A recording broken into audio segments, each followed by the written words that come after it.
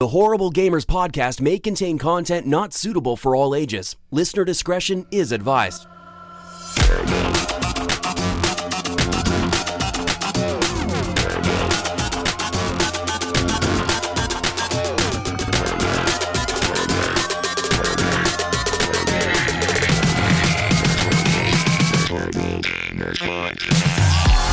Welcome, ladies and gentlemen, to Horrible Gamers Podcast, show number 305, being recorded on May the 2nd, 2020. I am one of your hosts, Jesus Gonzalez, known as Jesus Walks Out. Today, I'm joined by my friend from the West Coast, the best coast, Gunny Chief Henley Mayo. Welcome back, Gunny. Welcome. Hey, good evening, good friends at HGP. Howdy. How's it going? It's going good over here. So it's been a good week. Good. And from Little Ohio, surviving the Rona still, the Mayo, Steve. Welcome. Woo! Hey, what's up? How's it going? Howdy. How's it going? Good. It's going good. Beautiful weather here today. So beautiful. Oh, okay. Good day to get outside. It was. And from Jersey Shore, our friend Normi. Hey, everybody. Hi, Normi. Hey, how's it going? How's it going? It's going good. It's going good. Guess what? We actually had nice weather today, too. It didn't feel like winter like it has been for the past, 6 months here. Happy spring, America.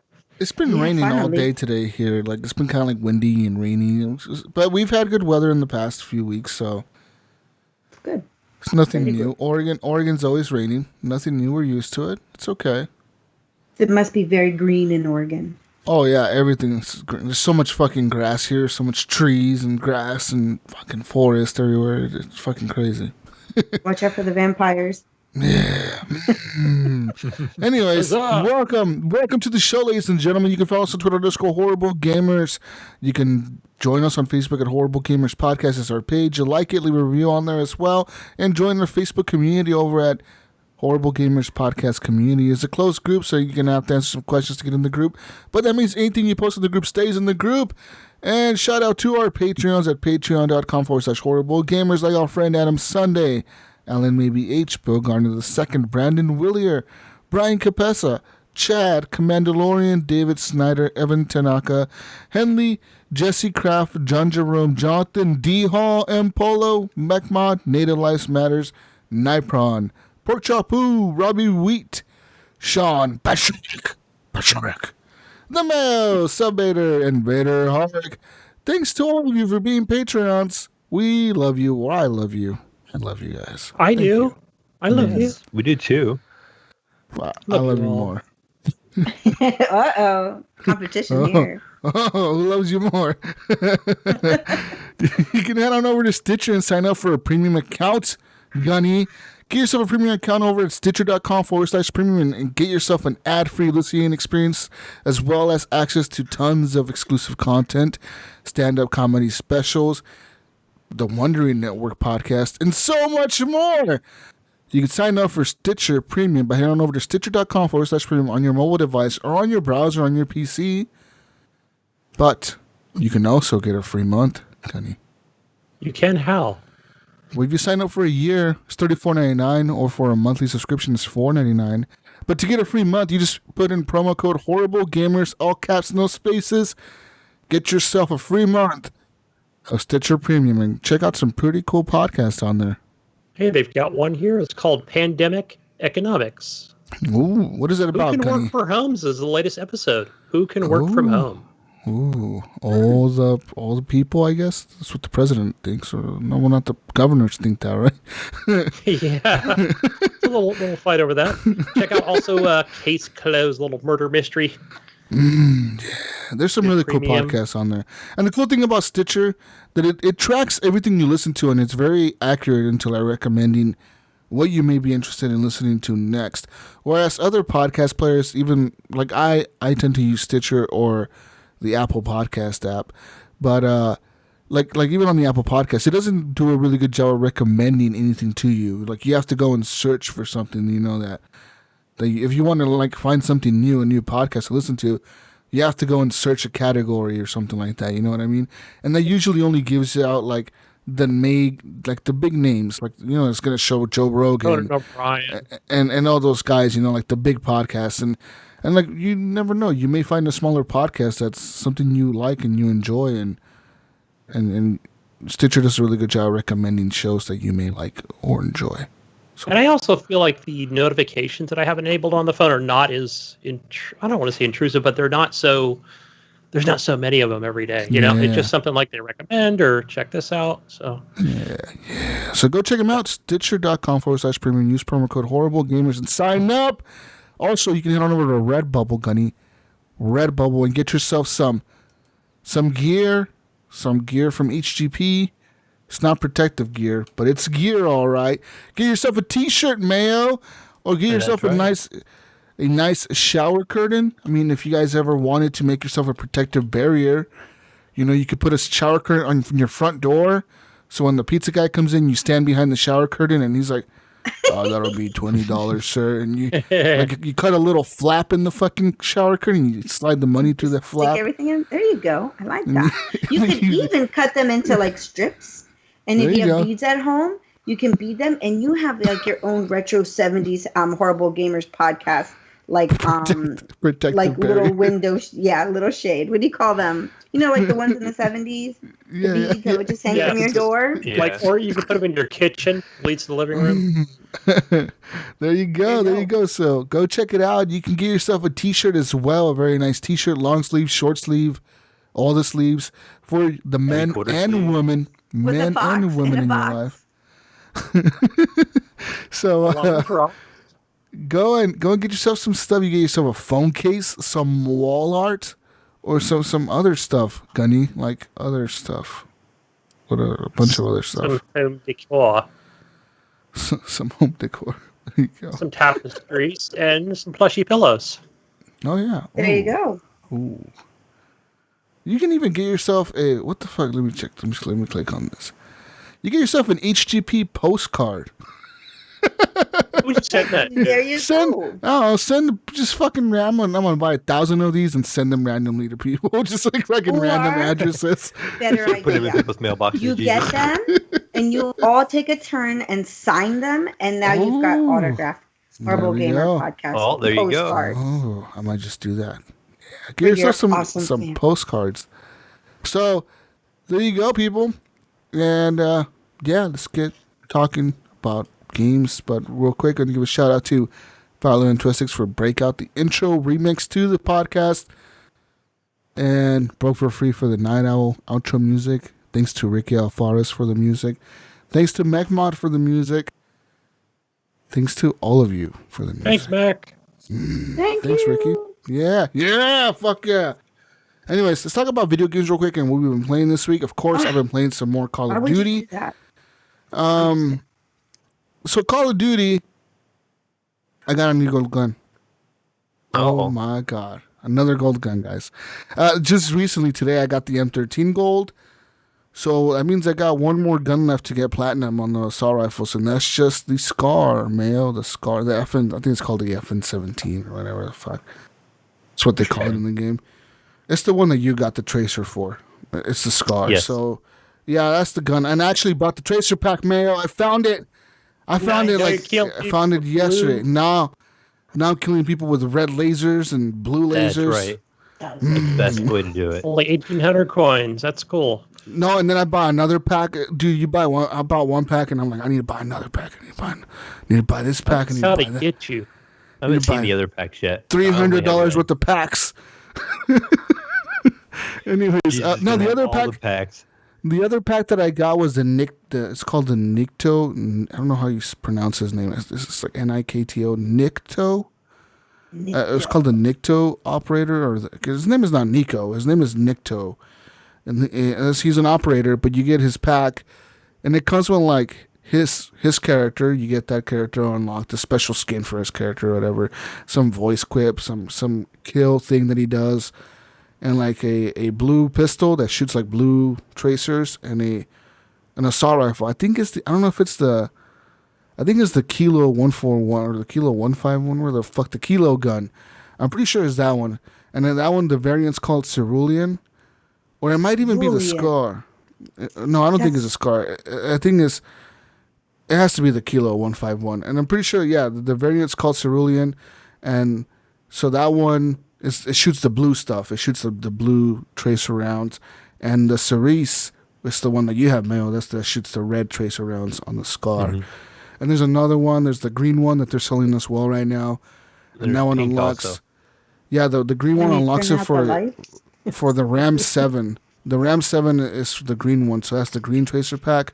And then the pink one is the anime tracer. It's called the anime tracer, and it has like Japanese letters and shit, and then like a little anime looking girl you put on your gun and shit. And that one shoots pink tracers. I think Iam says he bought that one a while back. And Iams would. Yeah.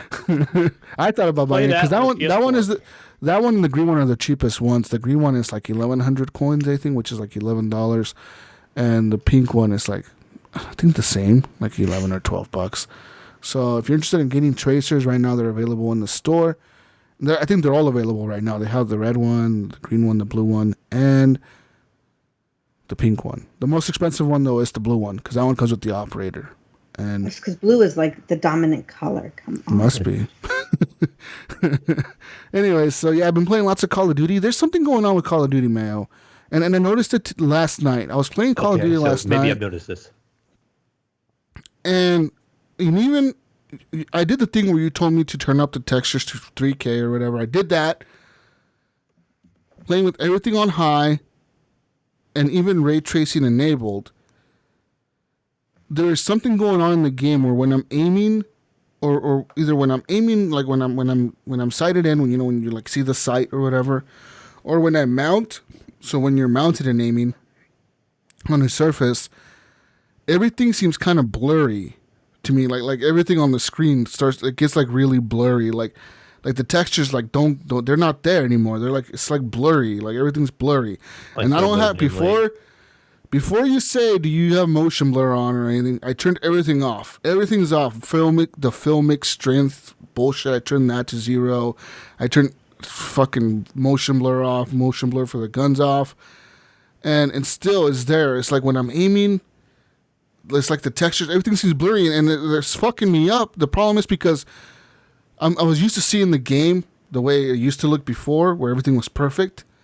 And now, like I'm too, like my eyes are noticing the blur, and I'm too fucking focused on. I'm like, why the fuck does this look like shit right now? Like I'm too focused on that, and then motherfuckers come around the corner and shoot me, and I'm getting bad KDs right now, man. I'm getting fucking dominated because the stupid graphics are bad, and I feel like I'm playing on a hobo Xbox One or something. Now I don't know what to do, guys. I don't know what to do. Play it in the 2K, the 14. Okay, Gunny. Okay. And guess what? I turned it down to 95%, which is less than 2K, and it's still happening, Gunny. And I even turned ray tracing off, and it's still fucking happening. They did an update to the game where they fucked with the textures or something, or it's not. I don't know what the fuck it's doing. It's doing something where the textures aren't working. Did you just go back and reset everything to default in the COD settings, and then start from there? I did, and even then, it's doing that. I don't know what the fuck's going on. I don't know what is going on. Like I don't know the game. I don't know. It seems blurry to me. It doesn't seem like it looks as sharp as it used to. I don't know what's going on. Yeah, I don't know either. I haven't really noticed a whole lot in that aspect. The thing I thought you was going to say, and the thing I'm having a problem with, actually, I played a lot of COD this week, and I'm having a problem with matchmaking. Like I will queue up, and I will turn everything on core, and I will go 5 minutes before I can get into a round. Yep. Mm-hmm. And it will be like searching for ping greater than 100. 25, 25, 75, and then it goes to 100, then it goes to 125. And then it puts me in a lobby just by myself. Yep. And then it fills up after like 2 minutes. That's weird because you would think there's a lot more people playing now. Yeah, there's something going on with the matchmaking. They fixed some. I'm telling you, they fucked something up with this last update with that 20 gig or 30 gig patch they released. They fucked with something. They fucked with something and they fucked it up bad. And I think they realized it because people were, even last night, dude. I got a kill cam, right, where I was the last person dead. And it was the most awkward thing, all right? So I was on, I forget what the map is called, but it's the map that has that 2-story building, the field on the left side, the city in the middle, and on the right side it has the hotel and the playground and shit on the right. I forget what the map is called. You know which one I'm talking about, though. And like there's a bunch of snipers and shit always on that map. Anyways, Nuketown? No, not Nuketown. I was in front of the hotel, standing there shooting at the people spawning, and I was the last person to die because the dude came around the corner, and somehow I was mounted on the wall, aiming where he was coming from, but he shot me from behind the wall, and I saw the first bullet come over the wall. I saw the second bullet come over the wall, and then the third one hit me. So he shot twice, missed, and then the third one he zeroed in on my head and got a headshot and killed me. And I was the last death. So it goes to show final kill cam at the end of the match, and it shows him running around the wall, like coming straight around the corner from the wall, where he didn't come around from the wall on my screen. And then it showed that he shot somebody laying down in front of a building, the yellow building across the street, in front of the door. Someone laying down on the ground prone. And he got a headshot on that person, but the victim, it said victim, Jesus walks a lot. And I know for a fact I wasn't laying down. I wasn't anywhere near where that character was at, that he shot and killed. And he never came around that corner from that wall because I was aiming at that corner, waiting for him to come around, and he shot me from behind the wall. So I was wondering to myself, what did the game think happened there where it shows him right around the corner, shoots some dude across the street laying down prone in front of the yellow building, when I'm in front of the hotel, mounted behind this palm tree thing, and he shot me from behind the wall. Like, nothing, everything that happened in that kill cam was not what happened in my death.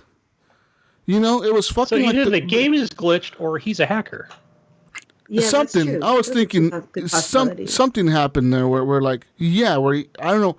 But if he's a hacker, Gunny, how did he do it then? Like, is there a hack that like tricks people's kill cams? It shows a random kill, or what happens there?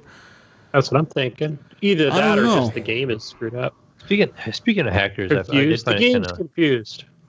Kind of interesting. I was watching a stream the other day, and some people were playing. They were playing on console, and they were talking about the PC hacking. You know, and I don't know, Jesus, you probably notice it like I do. When I get into lobbies, I'm like the only PC guy in the group, or there's one other PC guy in there. And when these guys were queuing up, they would have like one PC guy in their group, and they would complain the whole entire round about getting killed by hackers. Like, how did that guy kill me? He has to be hacking. And I'm like, them are almost all console players. You know, there's only one PC guy in there, and they were just nonstop. He has to be hacking, you know. And I'm like, oh, we get such a bad rep on the PC. And I don't notice it. I don't feel like I've ever really had too many instances where, you know, with the kill cam where I see it and I'm like, that wasn't right, or you know, I just didn't get outplayed, you know. But you know, it's just funny to like see it wasn't, this kill cam wasn't like, oh, like I'm just talking shit because look how you killed me. That just has to be hacking. No. On the kill cam, it shows him coming around the wall, sliding around the wall, crouched. Right. And shooting some dude across the street where I wasn't even standing or even near, and I wasn't even laying down prone. So it's like, none of it made sense to me. I was like, what the fuck? But it showed that he killed me, because you know how it says on the top, it says the person that they killed, it says victim, and then it says the person's name. And it said victim, Jesus walks a lot. So I'm like, what the fuck? And it even said final kill. It didn't say like, oh, this was play of the game or whatever. Like, it said final kill. And I'm like, what the fuck? I wonder if he was glitching and it just kind of worked out that way. I wonder. Like, it was bizarre though. He shot it, and he's like, "Well, I got to do something because right now my system is on a fritz," and that's how it worked out. St. Nicholas and Eric and I were playing a game once. We were playing Gears, and it was like really glitchy the one time, and like we were trying to walk, but it was like the wall kept reappearing, even though kind of move your character to move away. So I'm like, okay, Eric, because we were like talking. We are like, let's do like a human beat spot. And then we're like moving the characters everywhere because it was just like freezing and starting and freezing and starting. I have it recorded somewhere. It's actually really hysterical. But now I got to play that little sound to myself out loud because obviously that was in our conversation. So maybe something wonky like that happened. I mean, it really throws you out of the element when you're having a good connection and it's somebody else's. They're the bad ones and you can't see that. So I wonder if it was on their end. It was really fucking weird though. But anyways, besides Call of Duty Modern Warfare, I actually got access to be able to play Modern Warfare 2 Remastered because I pre-ordered it or whatever. It was like $20. And I really liked that game back in the day. And playing it now, it's weird, right? Because the opening sequence, I remember it all. Like I played it so many times in the past when it came out that I remember everything, like the people talking and the fucking like the little green fucking thing, and it shows the world and it shows like the Russians going to war with America and all this shit. And I'm like, fuck, nostalgia's hitting me right now.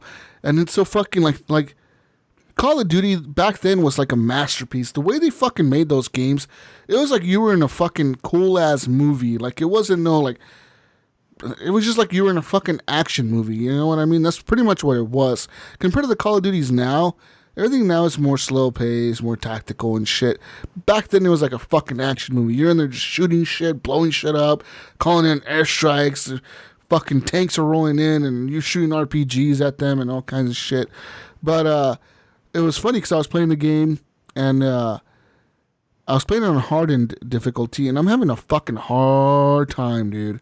And I used to play this game on veteran and beat it easy. Like, easy on veteran, super easy. I could fucking run that obstacle course thing and beat it in like 15 seconds.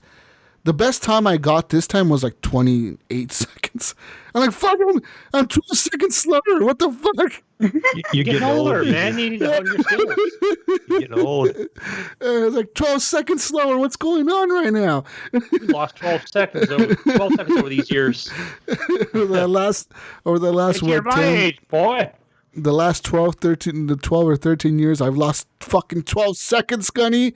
A second a year. Just wait till you get Gunny's age. You're going to lose minutes. Oh, man. Fucking minutes. I'll completely fail that challenge. I know which one you're talking about, too. That is fun, that training range. Yeah, the training range, yeah, they make you run through it and shit the dummies. And like that recommends a difficulty for you or whatever. So, yeah, I was playing that, and the game looks good. It looks really good. They did a good job with the graphics. They obviously updated the graphics to, like, look really modern.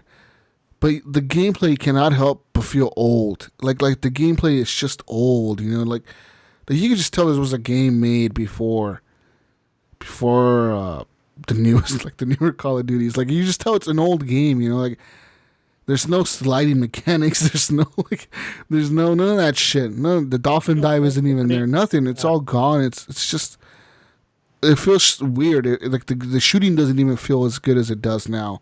I was using there was a level, and everyone knows this level. It's when the Russians are invading the U.S. and you're with this fucking squad, and you have to go rescue the president or something, and he's in a fucking like a fast food place or something, like in a locker room, or like they lock him in the freezer. And there's tanks coming in, and the Russians just keep coming in, and they're popping smoke everywhere, and there's like hundreds of them, and you're shooting at them with this thermal optics, this M14, and this thing has a thermal optics, and I've been using nothing but thermal optics in Modern Warfare multiplayer, so I'm like, fuck yeah, thermal optics, this is amazing. I don't know if it was because I was playing with the controller. It could be. Maybe I should have played with mouse and keyboard, but I was playing with the controller, and I couldn't aim. I was like, this feels fucking garbage. Like, there's a stutter here or something. The gun moves too slow. I can't fucking aim for shit. I couldn't hit the guys. It was bad. It was bad. You lost it was 10 seconds, didn't you? No. I must have lost like at least 2 seconds there, but it was just bad. But overall, that was one of my favorite levels, by the way. Overall, though, the game is fun. It's cool to see. Like, it's like taking me back to my childhood almost. You know, we're like, yeah, I was like 16 back then, 17. Oh, was that yesterday? Yeah, 16, 17. So, yeah, and it feels weird, because I'm like playing this and I'm like, man, I remember hanging out with my friend and like we would play this game all fucking day. Yeah, like literally all fucking day. We would just go home from school or whatever and fucking just be like, oh yeah, we're gonna work on a project. The next thing you know, we're playing Call of Duty for fucking 5 hours. We'll do it tomorrow. Yeah. 5 fucking hours of Call of Duty later, you know what I mean? I wish the multiplayer was there, but it's not. It's just the single player. But I'm having a lot of fun with it, dude. It's a cool fucking game. But like I said, it does feel old. I just had a thought. Do you think we'll get something like the Call of Duty collection, kind of like how we have that Master Chief collection, but it'll be this rotation of maps or something? Wouldn't that be cool if we had something like that? Can you imagine how big the download would be? It'd be like 500 gigs. 2,000 gigabytes. 2 terabyte hard drive for this. System requirements. This is just for all my games of COD. But I was just thinking multiplayer, not so much just, all the single player stuff. Maybe. I always thought that Call of Duty should just make one multiplayer launcher and just keep adding all the maps. Add all the maps to it from every game ever. And they would beat out most of the major shooters. They would be up there with like CSGO. They literally would be. If they made like a free-to-play version of Call of Duty and just put all the maps on there, or even like said like, okay, they probably have like 100 or more maps with all the DLCs and all the shit that they've ever released for Call of Duty, right? Multiplayer. Say if you even have 50 on rotation, like you rotate in 50 and you rotate 50 out, and you have like 10 originals that you always keep in there. If you just keep doing that and have a free-to-play model where you're doing that and just rotating in maps or rotate in 5 or 10 every 2 or 3 months, you would have, I think they would have as many players as CSGO. Literally, they probably would. You're right. I mean, they wouldn't have to even charge anything. I mean, it would just all. They could just sell. They could just sell the shit they're selling now: gun packs and tracers. I mean, you name it, they would sell fucking tracers and pink guns and fucking characters and shit like that. Skins. Look at me. I spent $25 or $30 this week on skins and shit. You know what I mean? Like I fucking bought COD points because they make you buy the COD points. So now I have an extra amount of COD points left over. But because they made me buy the COD points, because they have an odd number of COD points, you have to buy it. You buy it for 1,200 COD points, but you could only buy 2,400 COD points or whatever. You know what I mean? So they have it set up. Yeah, you always have it set up. Yeah, they always have it. They have it set up like Xbox used to have their stupid Microsoft points set up, where like you buy this game for 1,600 points, but we're only going to sell you a 2,400 point card. You know, it's like, motherfucker. Mm-hmm. Or like we'll sell you a 2,000 point card and you have the game costs 1,600 points, so you only have 400 points left over. Now you got to buy more points, and that's how they get you. And that's how they got me this week. But they should totally go free to play, and I think it's a smart move for Warzone to be free to play. And I think Warzone is kind of an experiment for them, and I think they're gonna. I think eventually Call of Duty will be like a free-to-play multiplayer game. Probably in the next 3 to 4 years. I think they will be. They'll do something like that where they'll, like you said, the map rotation. Like that's a brilliant idea. Or they're gonna have a thing where like, say Call of Duty itself is free, but like say you want a single-player campaign, we'll sell you the single-player campaign for $20 extra. Yeah, throw in a couple bonus. Yeah, we'll give you a skin. Like for example, when I pre-ordered this Modern Warfare 2 campaign, they gave me a skin for Ghost, they gave me a calling card, they gave me a little emblem thing, and they gave me like a voice line that he does when he kills people or whatever. That's what they gave me. So like they could just do that, be like, hey, you want to play this campaign? Pay us $25 and we'll give you a character skin, some calling card, a badge thing, and a trinket for your gun. Right, yeah, boom. it'll all be in there for $19.99, and that would just be such an impulse buy for a lot of people instead of going instead of saying like people are gonna be like second thought on that. Yeah, do I have to pay $60 for this? I don't want to do it. I don't have the money right now. I'll just wait for a sale. But yeah, for $20 for a campaign that's 10 hours long or 15 or whatever, or even 8 hours long, why not? Fucking, it breaks up. They saw Apex do it, and of course they're going to follow that model. Yeah, I know it works. So I look forward to seeing what they do with all that. And but yeah, Modern Warfare 2 remastered looks modern. but feels old. Just the gameplay feels kind of old. Like you're going to finish it though. You're going to go through the whole thing. Yeah, I already beat the favela mission. I beat the mission where, like I said, the Russians are invading the U.S. or whatever. And then I did the mission No Russian, and you all know what No Russian is. It's the mission where you're playing as this dude who's an undercover CIA agent. He's embedded in a terrorist group, a Russian terrorist group, and these Russian terrorists shoot up a Russian airport.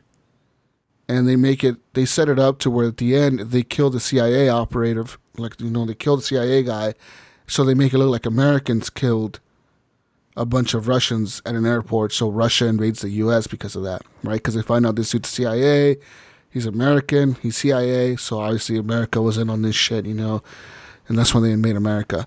But that mission, dude. So the Americans are the conspiracy theorists, or they're the bad guys. Yeah. So that's why Russia invades America, and no one goes against Russia invading America because, and Russia has a reason to invade. 1,000 people were murdered at this airport. So I think in the campaign they mentioned something where like Russia promises to kill 1,000 Americans for every one Russian that was killed at that airport. So they're just running around America shooting civilians and shit. They're fucking everybody up. But anyways, in the story, in this mission, you coming out of an elevator and the guy's like, remember, no Russian, like only speak English. And pretty much these 4 dudes come out of the elevator at the airport. There's a bunch of people staying there at an airport. And they pretty much open fire like on all the civilians. It's like a mass shooting. 4 dudes just walking through an airport, mass shooting. And there was something about where I played this game when I was younger, right? Like I said, I was 17, 16 at the time, 2008 or whatever, when the fuck the game came out. And back then, mass shootings weren't as prolific as they are now. So back then, I had no problem playing this mission. I guess I had there wasn't that moral thought there when I was playing this mission. There wasn't that thought of thinking, this is like this is fucked up. This is a fucking video game, whatever. Playing it now, I felt bad. Like I was like, holy fuck! Like this is terrible. Like, why is this even in a video game? Like, you know what I mean? I was thinking to myself the whole time, like they could have done something else. Or they could have played a video or something. Like they make you play this level. Like they don't make you play it, but like you have the option to play this level, and it's just so fucked up after hearing about all these shootings and seeing videos and all this shit about mass shootings everywhere.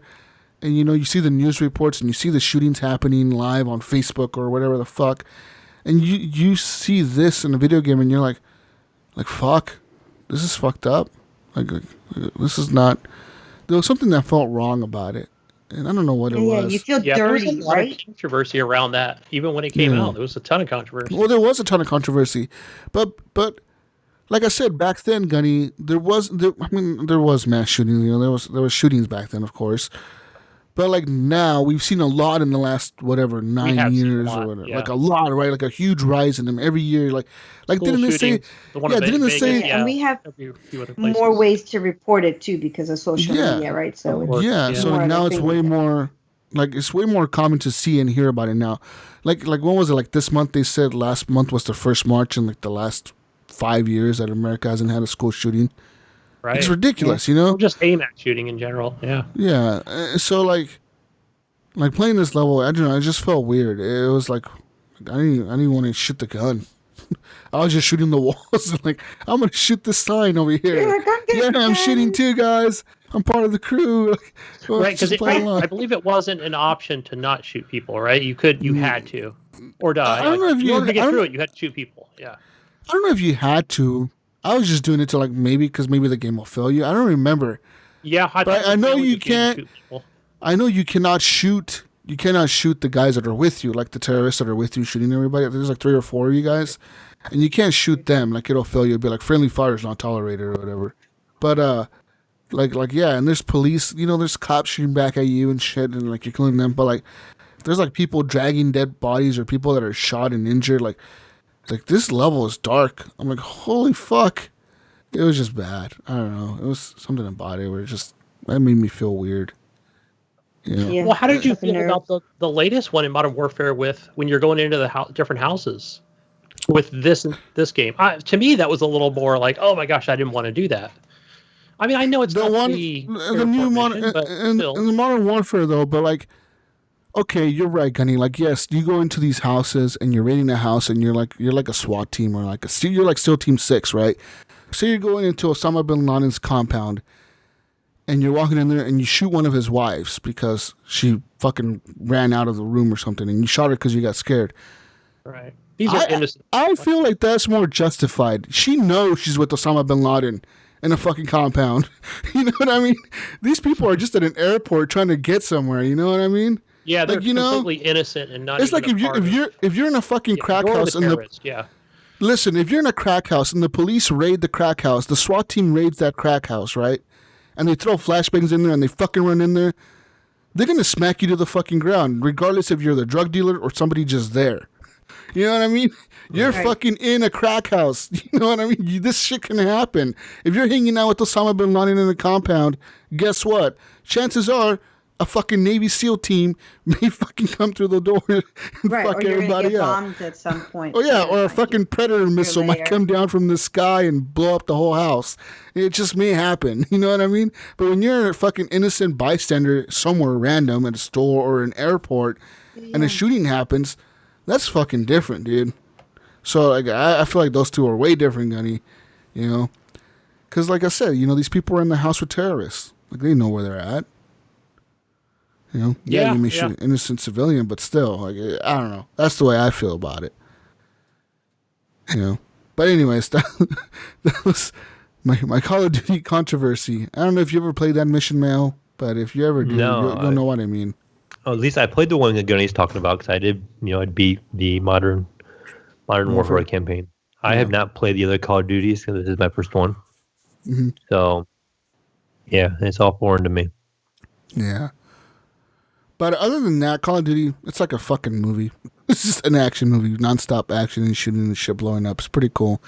So Modern Warfare 2 Remastered is now out, available for purchase on everything, PC, Xbox, and everything. And on PC, I'm running it on like maximum settings. I think I'm running at 4K resolution. I'm still getting like 100 something frames. Like runs fucking great. Runs fucking great. It's an older game too, but still, it's remastered, so runs fucking good, Mayo. Nice. But other than that, just speaking of all that shit, I played some more games this week. I played a new game that I was talking about last week that I bought on the show, and that is Cloudpunk. So Cloudpunk is a new game. Well, I don't know. It's not early access, is it? It's released. I think it's pretty released. I actually picked this up myself yesterday. Nice. So yeah, I bought it last Sunday or Saturday, whenever the fuck we did the podcast, and I was like, I'm going to buy it right now, and I'll talk about it next week. And I was playing more of it today, dude, and I fucking love this game. So it pretty much... What kind of style graphics is that, Mayo? It's like boxy. They call it voxel, Voxel, and voxel. It's a mix of like Minecraft style graphics, but then they kind of changed it to it looks really good until you see the character. When you zoom up on the character, it's like an actual 3D sprite built character, almost like Minecraft. It's literally a blocky character, but that character always stays in 3D in the game. So even if you see a side profile of your character, there's still that 3D depth to that character. Anyways, so just think of that, ladies and gentlemen. But this game, dude. The city, the neon lights and shit. It's just, at first you're like, oh, this looks kind of like, what the fuck am I playing? But then, like after a bit, you just forget that you're like, you just don't give a fuck about the graphics. You're like, I love this fucking thing, and pretty much you start off the graphics actually. Yeah, but some people may not. Some people, they like, I like my graphics to look real. Those color palette is very background, like. When you're flying around the city, it looks really cool. I mean, the car looks blocky. Yeah, your car looks blocky, but you're flying and there's cars flying around you and shit. And it's just fucking cool. So you work for Cloudpunk, which is a delivery service of illicit items. Like they deliver the things that FedEx won't deliver, Gunny. Know what I mean? Ooh, like organs? Oh, yes. And drugs and bodies. And actually, those are illegal now. People and dead bodies and all kinds of shit and bombs and Pretty much. So you start off as this chick. Driver. Yeah, you're this girl who starts off as a delivery driver. Not an Uber driver, it's a delivery driver, Gunny. So you work for Cloudpunk, and you get this dude who's on the radio, and he's like, hey. Like you have this little box that pops up on the bottom. It shows the person's face, and then it shows like the dialogue. But they're also voice acted, which is really cool because Nintendo does that where they have the stupid box, but they don't have like any voice. This game actually has voices to like the characters. Even your character has a voice. I think your character's name is Sierra or forget her fucking name, something like that. Anyways, you play as her, and your first delivery is to deliver this box to this dude across the city in this new area. So you like fly your car, and each part of the city is like a zone. So like say you're in Midtown, that's the area you're in now, and that's like the zone you can fly around in now. And then to get to a different zone, you fly to the edge of the map, and there's this tunnel. You go into the tunnel, and on top of the tunnel, it'll say like, this zone is the suburbs, or like the high rich area, or the Midlands, or they're like different, like they're called like different. I think they're called sectors or whatever, and they're like different. It's like a city, where like different areas of the city, where like this is the ghetto, this is where the rich people live, this is where the poor people live, this is like that. This is where all the strip clubs are. Is there a loading screen or cutscene when it goes to the different sectors? There is. But I have this on my SSD, so it loads like in 1 minute, like in a second. Yeah, mine loads fast too. This is like 2 seconds. Thing, and then it goes dark, and then and then screen disappears. It goes dark, and then that little circle thing pops up real quick, and then just like boom, it just appears. So, yeah. Anyways, it loads up real quick, and then you go to the next area of the city, and you deliver the package. You have to actually park your hover car on this parking spot. You get out of the car, and you walk up to the person that ordered the package. And you're like, here's the box, dude. And the only rule they have for Cloudpunk that your boss has for you is never ask what's in the package. Never look in the package. Only deliver the package. Never ask what's in it. Never look at what's in there. The transporter. Yeah, never wonder what's in there. You're pretty much the transporter, yes. You just got to get the shit from point A to point B. You don't fucking ask. You don't ask anything, even if the shit sounds weird or if it smells funky or whatever. You don't ask what's in there. You just fucking deliver it, Gunny. And pretty much, as the game progresses, you realize that, like, at first you don't know what the fuck you're doing. You're like, what am I delivering? And then you start realizing you're delivering, like, crazy illegal shit. Or sometimes they may not be bad. It may be, like, personal items that somebody wants from, like, a new family member or something. But other times it is like an illegal fucking item. For example, I delivered a bomb. And on the way to deliver the bomb, you have this AI that you program into your car, and the AI is your dog. And he was your dog. He was your dog before you moved to the city. So you start finding out the backstory of this girl. They used to live outside the city, but then she lost her job. Something went bad. They lost the house. She lost the dog because the dog he's an AI, but he was actually in a dog, like a dog robot body. But when she went broke, she had to sell the dog's body, but she kept the AI. So now she uploaded the AI to the car because you could program the AI into the car. And now he's in the car, and he's like, hey, what happened to my body? Why am I in the car? And she's like, oh, you're programmed into the car. Slow. Remember, we were talking about how it's old technology, so you not be able to respond as fast. Yeah, because you're driving like this shitty old car. So she's like, the processor in this car is not as fast as it used to be in your dog body, so you won't be able to like talk fast or like do a lot of processes like you used to in the past.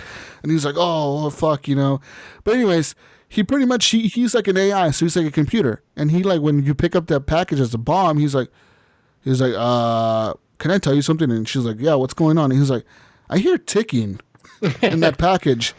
And she's like, what? Little dog and he's like going tick tock, tick tock. Yeah, tick he's like, I hear like tick tock, like tick tock, tick tock. He's like, what's ticking in there? And then she's like, oh, I don't know. And he's like, it may be a bomb.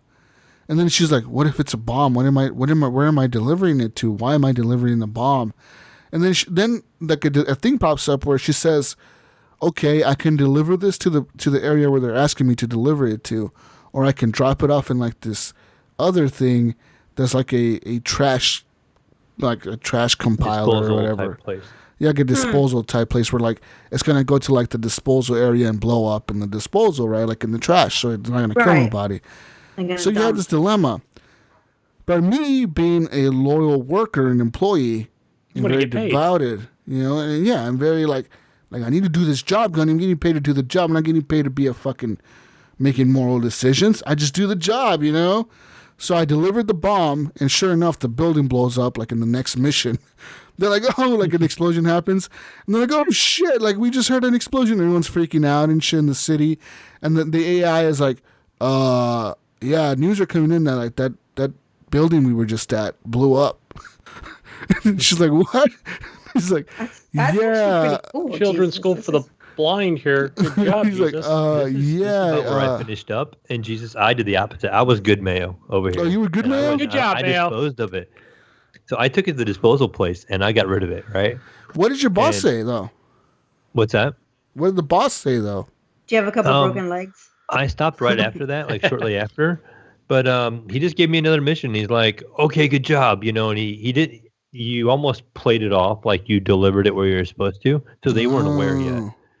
And he gave me another mission to go do. And I was getting ready to go do that. And then I had to step out. So I shut it down. And that's where I'd stop. That's interesting. I wonder if it's going to play out differently for you or not.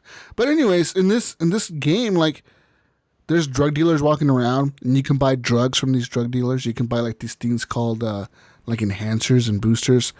Think of like have you guys watched that show on Netflix? That fucking futuristic show. What's it called, Gunny?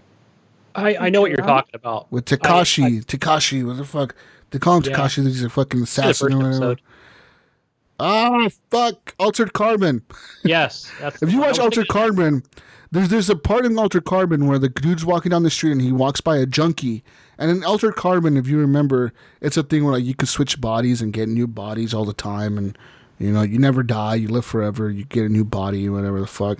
But these people are like, they're getting high, but the way they get high is they like upload this thing to their brain or whatever, and it fucking gets them super high. So you could buy that shit in this game. You could buy like enhancers and boosters and like some of them say like you could buy this for like $50 and like it'll enhance you. And I'm like, I wonder if I should take this if it's gonna make her run faster or something, or like make it something. Like, I wonder what it'll do to the character if I buy this and ingest it. But I don't know if I want to, because what if she gets hooked on it or something and I need to buy it all the time. But yeah, there's that. There's restaurants you can buy food at. I don't know what the food does. I bought food. I don't know what happened to it. And then you have an apartment that you go to. You have like this apartment you live in, and you can upgrade. You can upgrade the apartment, so like you can buy shit for your apartment. You can buy a plant, a fucking bed, a fucking thing, or to just decorate your fucking apartment if you want to. Can you upgrade your car's AI? Or yes. Your processor? You can upgrade your car. You can upgrade your car to like have a faster engine. So that's like the next upgrade I need to do, because the next mission I got to do is like deliver something to a street race. So like the guy said like, yeah, the cops might show up and you might have to outrun the cops if they show up. So you need like a pretty upgraded engine. So go upgrade your fucking car before you go and do this mission, he said. So I got to go and fucking upgrade my car. You should probably go buy a booster, right? Yeah, that's what I'm doing. I saw the booster. Because you might be able to run faster. It costs like $950 for that a new engine. But yeah, like those drugs, they call it, one was called like Juice, and it's GOOS. So it's like the juice. I want the juice. And like no, and I had to make a delivery to this guy who's like, he's known as like the drug lord, right? His name is like Lumo or something like that. And they're like, yeah, you got to be careful with, like, even your boss was telling you like, hey, you got to be careful when you deliver to this guy. He's very jumpy, but he's like, you know who he is, right? And she's like, no, who the fuck is this guy? And he's like, he owns like half the district, like in that area that you're going to. He owns like most of it, but he doesn't own it because he bought it all. He fucking extorts everybody, you know what I mean, in that area. And he runs this nightclub, and you're delivering a package to him in this nightclub, and don't ask questions. He says, you just deliver it and don't ask questions what's in the package. Just take him the packages when he needs them, or you deliver for him whenever he asks you to, then you'll be fine. And yeah, sure enough, you show up to the club, and the bouncer's like, who the fuck are you? And you're like, I'm the new delivery guy. And they're like, where's Frank or whatever? And you're like, Frank is dead. He doesn't work anymore.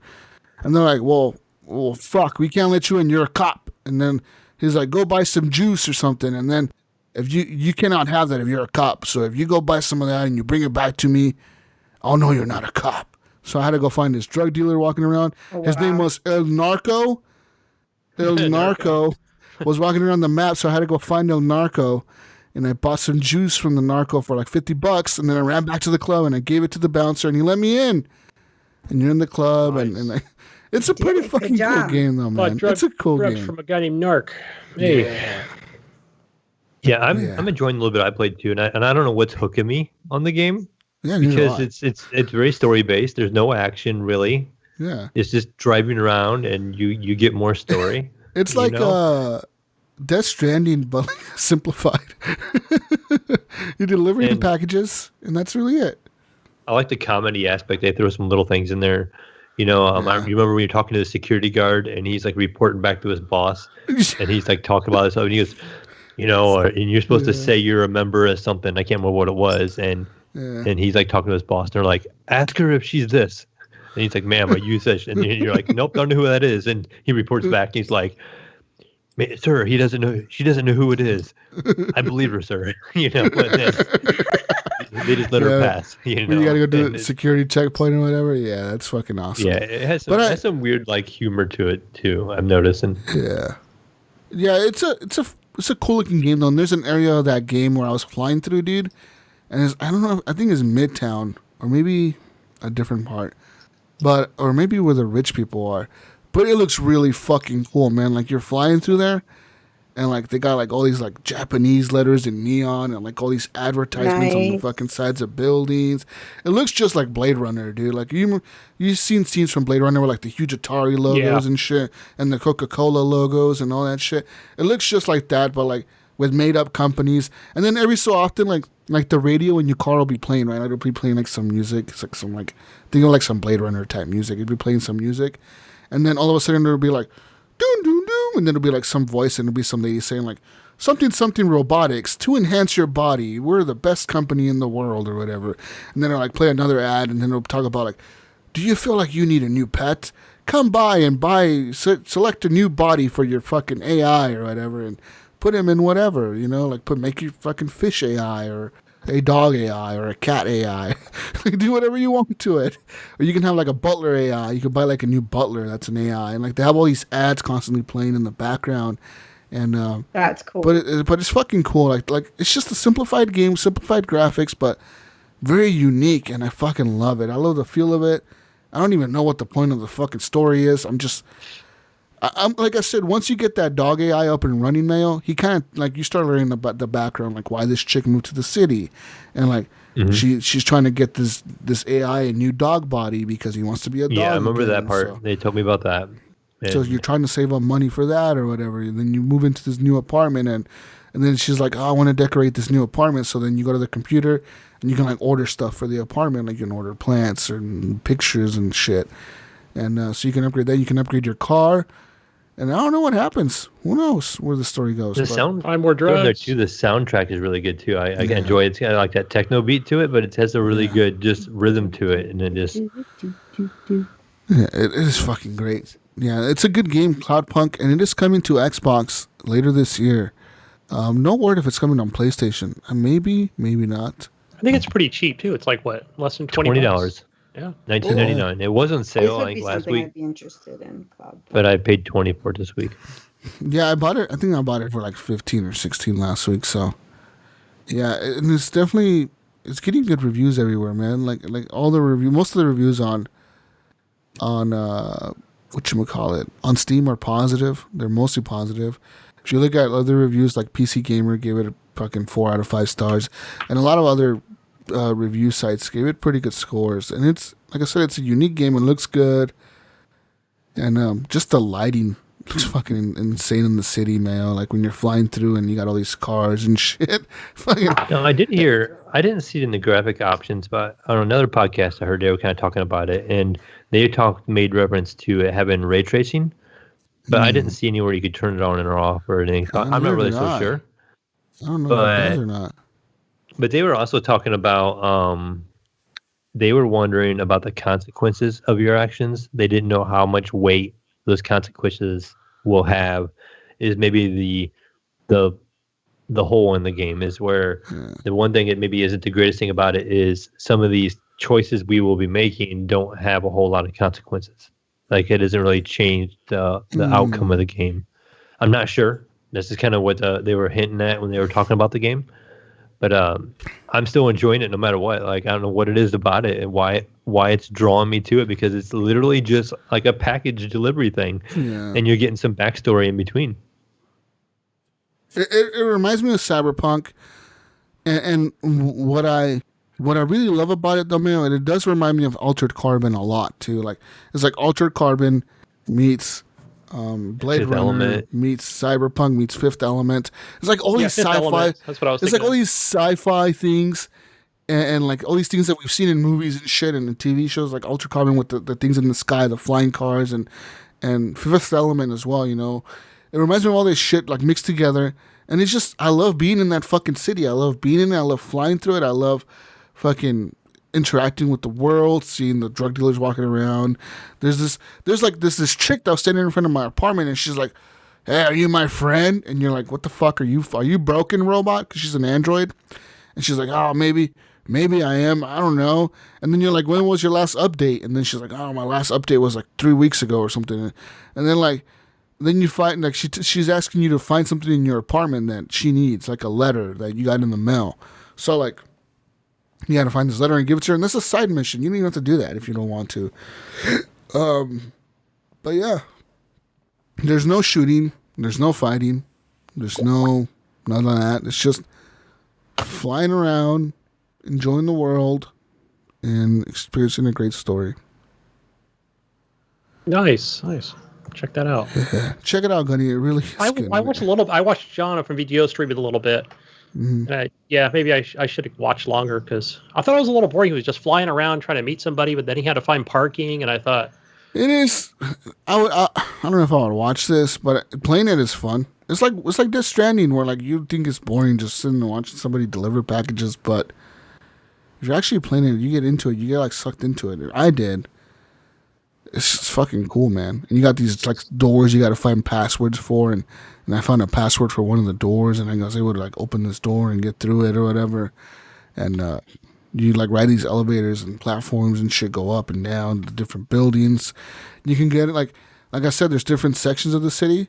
There's the Morrow. The Morrow is where like all the poor people live in the bottom, the dirty bottom of the world or whatever.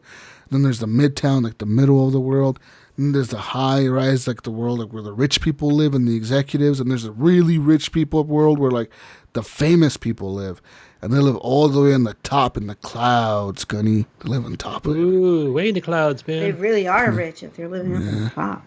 You're living up in the clouds, Gunny. That's right. So check it out, people. Cloudpunk coming to Xbox later this year. I said no word. Bring it to Game Pass, please. No, man. I guess if they should really pay him a lot of money, bring it to Game Pass, but support these guys. Like we need more games like this. If it came to it. We need more fucking games like this, dude. Yeah, I'll do it. I'll put it on my Christmas list. Put it on your list.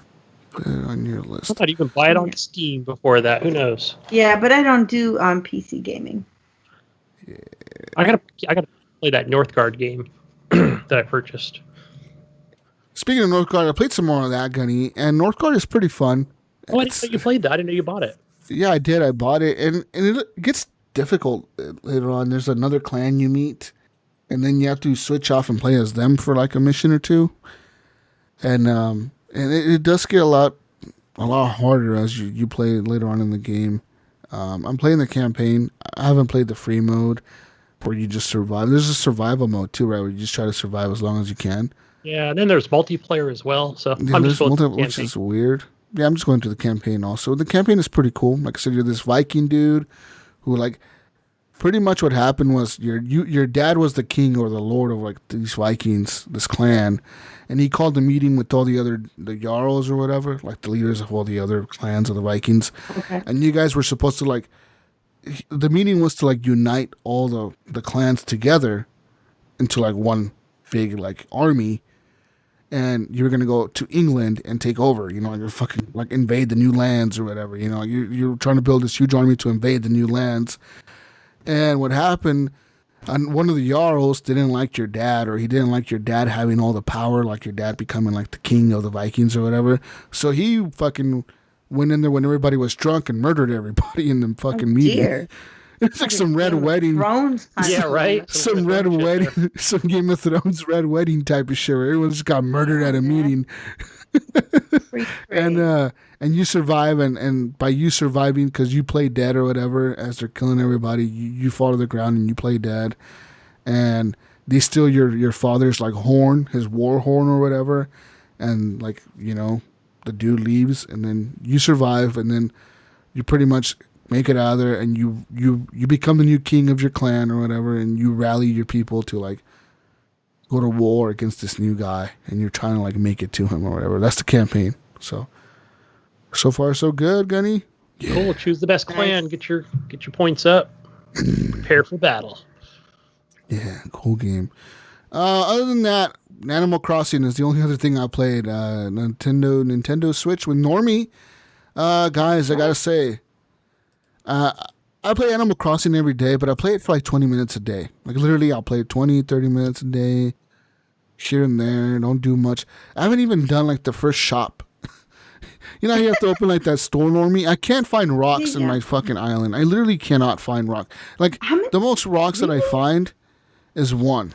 Like I have like one rock on my island maybe, and then I have to hit it, and then I have to waste all my fucking stupid Nook miles to buy these Nook mile shits, and then they fly me to these fucking islands that all they have is trees and shit. I'm like, I don't need trees. I got plenty of trees. I need rocks. How are you breaking these rocks? Because first of all, I don't know if you know this, but when you get a rock, you get the blunt axe, the second level axe, and you hit the rock over and over and over again until it no longer throws anything back out. Does that make sense? Which axe do you use? So you have the flimsy axe, which is the first one, right? You have 3 levels of stone axes. Axe, then the axe. Yeah, the very first one is a flimsy axe, which breaks really easily. And then you've got the stone axe, which is the second one, which is a blunt axe, but it's made out of stone. And then you have the actual axe that's made out of like metal. Yeah. So you might have just the flimsy axe for now if you're not playing that often. I have all of them. The big axe. Okay. So when you go to your rock, you use your stone rock. You use your stone axe, right? Oh, really? And you hit that rock until nothing else comes out. Don't eat fruit, because if you eat fruit, you're busting that rock. Wait, so if I hit the rock, will that iron shit come out of it? Yes. So the thing told me to eat fruit when I'm gonna hit rocks, so I've been eating fruit all the time when I hit the rocks and I break them. Oh no! You break them and they disappear and they're done. Well, that's why I have no rocks. I told you I get like one rock a day, and I've been breaking them, so I don't have no rocks in my island. That's why I've been playing for 3 weeks, and I can't build this stupid shop because I can't get fucking iron because I keep breaking all the rocks. Eating all healthy and eating all this fruit, and he just pulverizing the rocks. He's not getting. And then I didn't even know about the stone axe. I've been using the big axe, so it breaks them in like one hit. Yeah. So just do the stone axe. You hit it like, just don't take a break from hitting it, right? So the more you can hit it up to like 6 or 7 times to get you 6 or 7 different things. Sometimes if you hit it and you miss, it doesn't let you give anything else out from the rock. So like it won't break it though. It won't break it though, right? No, not the stone axe. So you can just hit it forever and it doesn't break? What was that?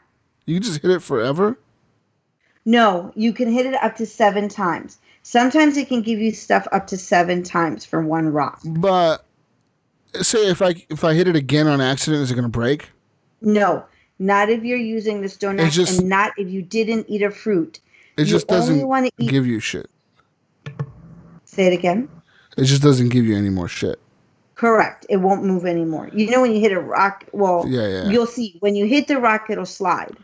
So what? And then I didn't even know this. Ricochet backwards. So I was wondering how in the world you're not getting enough iron out of these things.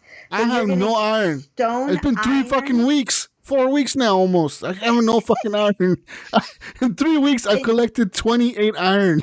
Fucking pissed. Oh my gosh. And I think I showed, I can't remember whom, I have to look up. But he's like, I have no iron either. So I wonder if he's doing the same thing. So I gave you both a little bit of iron. Well, the thing is, in the beginning of the game, it tells you make sure to eat fucking fruit before you hit a rock because you want to fucking eat fruit. Yes, and I know you're not supposed I told to. You last night, I'm like, why are you eating all the fruit? Because I wanted to break rocks. But Jesus, we should know. Who should you listen to at this point? Should you listen to Normi or should you be listening to the game? And I think Normi knows more than the game. At this point, what it sounds. No, dude, I went to Normi's island. All right, check it out. I went to Normi's. Dude, my island is all ghetto. Like I have like 3 buildings on my island. It's all ghetto. It's all forest and shit. It's all stupid looking. I go to Normi's island. She's got fucking bridges. All right, her house is like on top of like this like fucking cliff thing that she somehow built a fucking staircase to, and her house is up there on top of this cliff. She's like lifestyles of the rich and famous. Yeah. Pretty much, she's living in the clouds, right? This world, if it was cyberpunk or whatever, she'd be living in the clouds, and then you fucking go down, and there's another house on the bottom underneath that one in the cliff. So there's houses on these cliffs, and then like she's got this fucking cool looking fucking garden and flowers and a little pathway in it.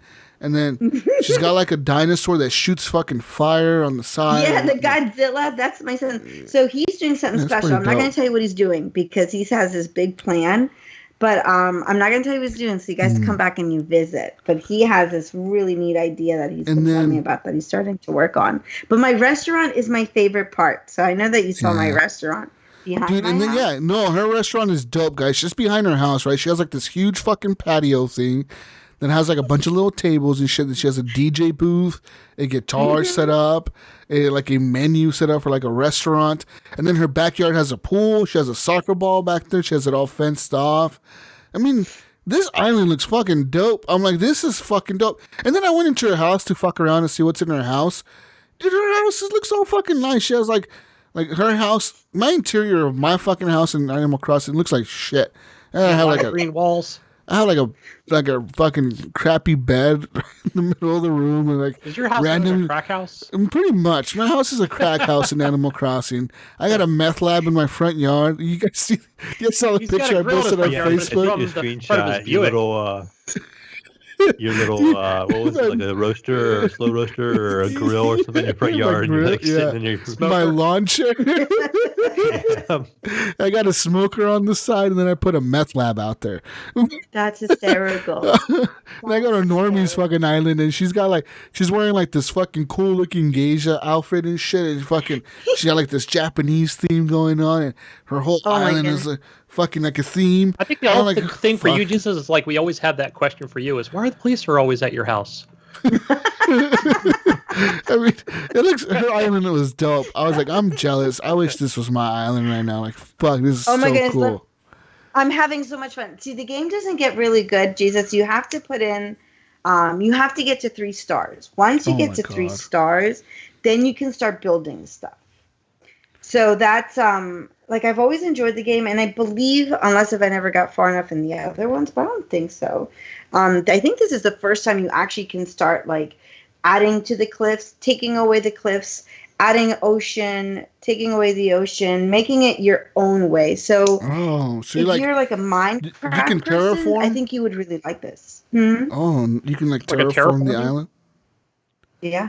You can like revamp it your own way, however you want. So, like mine came with 2 waterfalls, but the waterfalls, I don't know, it was kind of hard to get around it. So my son chopped it up and made the waterfalls a little bit smaller so that he can have his little Japanese garden and his little Japanese area that he's building now. So you can really work on things. You can make things a lot bigger or smaller.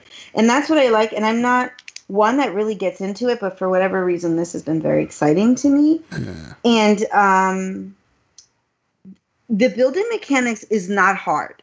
Right? Like I can't play Minecraft because the camera is so wobbly that I get literally motion sickness. And I think I almost puked like twice watching the kid play Minecraft. But if you like that kind of stuff, I think that's where the game gets best. So my soccer ball, like you said, Jesus, was in my backyard. I moved it today because I made a soccer field on the other side of my island.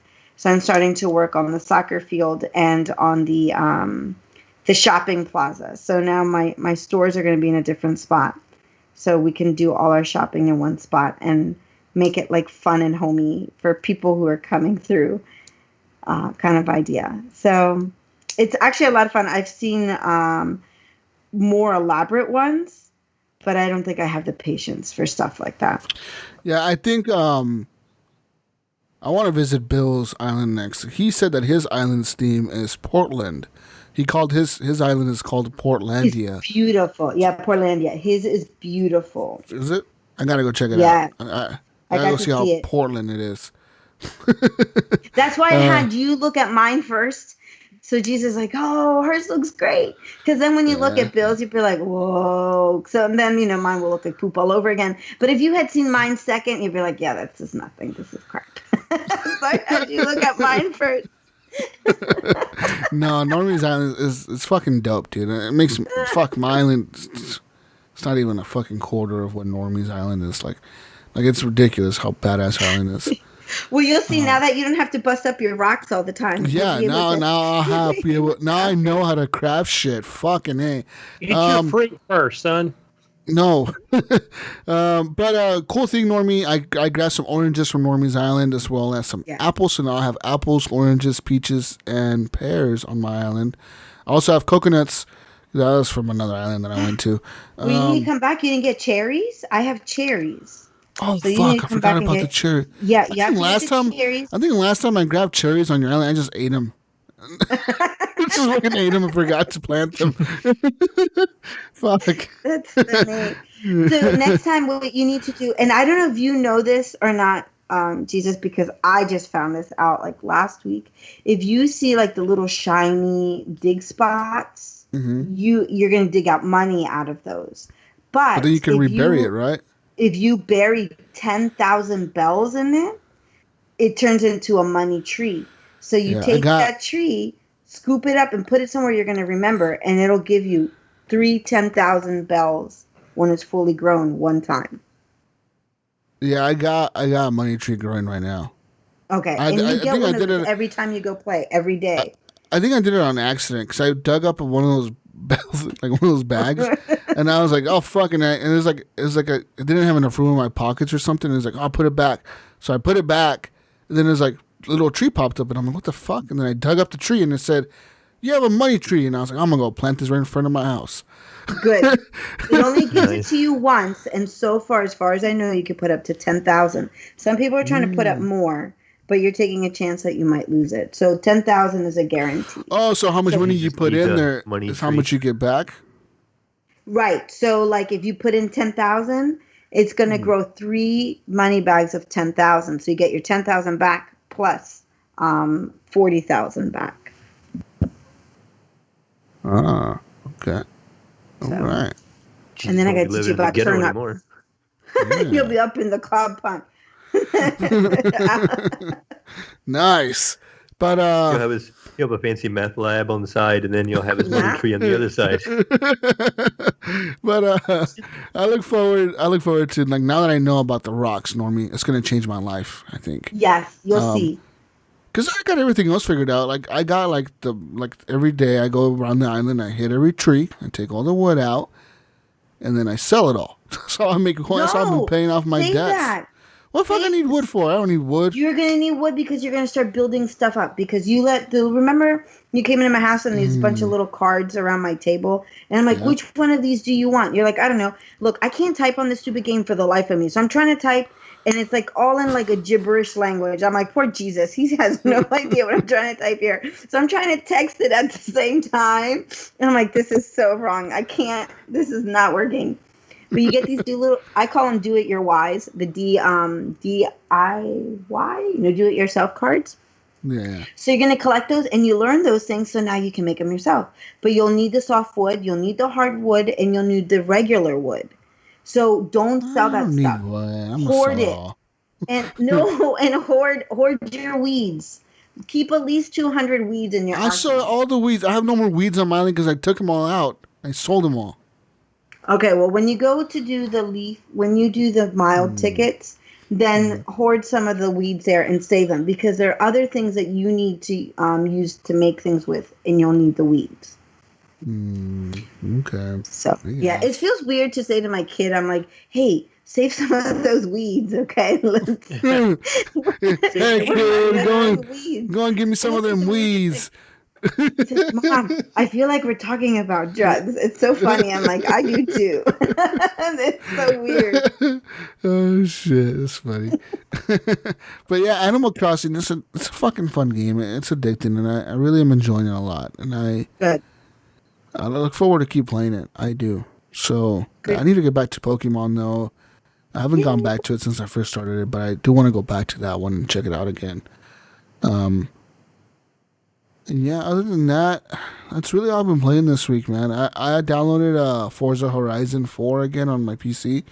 I want to see what it looks like with ray tracing, or well, not with ray tracing, but with the HDR, because I do have an HDR monitor. So I'm going to see how it looks with the HDR on and running everything on ultra settings, Gunny. Nice. What, 120 frames? Yeah, fuck yeah. That'd be nice. So I look forward to seeing frames. that. Yeah. Also, I downloaded. I did play some of that Gears Tactics, and Gears Tactics is pretty cool.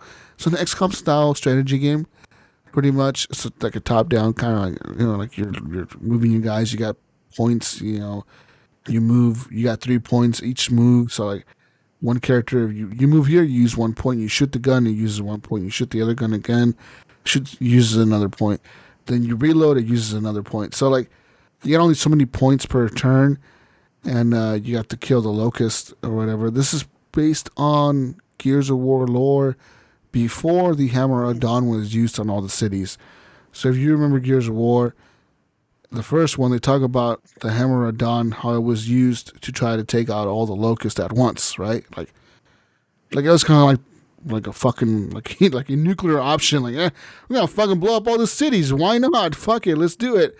And it kind of backfired. It didn't really work. But in this game, it's place 12 years before the original Gears of War. Yeah, so in this one, it starts off in the cutscene is where like you're in this bunker. You're this dude named Diaz. You're in this bunker, and you're with your squad, and you guys are pretty much waiting the end of the world. Like you see the president or the leader of the COG. He's like, I've signed an executive order to make sure that all the Hammer of Dawns will go online at the same time and blow up all the major cities in our country or whatever the fuck, and it'll blow up in the next 2 minutes. So thank you to everybody who's going to sacrifice your lives dying out there in the big city because you couldn't get out. We thank you for your sacrifice. Blah, blah, blah. Hoorah! Hoorah! Yeah, that's Kate's father. Anyways, you and then you're playing as Diaz. This dude shows up and you're like, what do you want? What do you want? And he's like, I got my fucking tomatoes. And then he's like, come with me. You need to go and get this document from this dude's office. It's in the middle of the city where the fucking lasers are going to go off, but we got to go get it. So then you leave and you go get this document, but it starts off where like you're fighting all the locusts and shit. So it's pretty cool, man. It's pretty cool. It's Gears of War, I just finished chapter 2 today. Ooh, nice. Yeah, PC only right now, which is weird. I thought it was going to come to Xbox. No, they did say back at E3 last year that it was just coming to PC first. I wonder why they're doing that. Because it has controller support. It works. You can plug in your controller. I'm playing mouse and keyboard. Teasing the rest of us. That's why, Mayo. Yeah, it's just weird. It's usually the other way around. It usually, obviously comes to Xbox first, and then it'll come to PC. I think I forgot what they said the reasoning was. I think it'll be one of those things where they hype it out to like the next Xbox. The Series X. Look at how much better. Look at how Gears Tactics runs on the Xbox Series X. Yeah. Yeah, it's weird seeing it's come to Steam first before it comes to the console. Yeah. The only thing I did with it was I downloaded it, and I launched it and benchmarked it. That's all I did. So I set like the graphics all the way up, and I put it on, I think, kind of like how I did with Gears 5 in Call of Duty. I put it up to like 3K. I think I did 4K initially. And I got around, I think 70 frames a second with everything maxed out on 4K.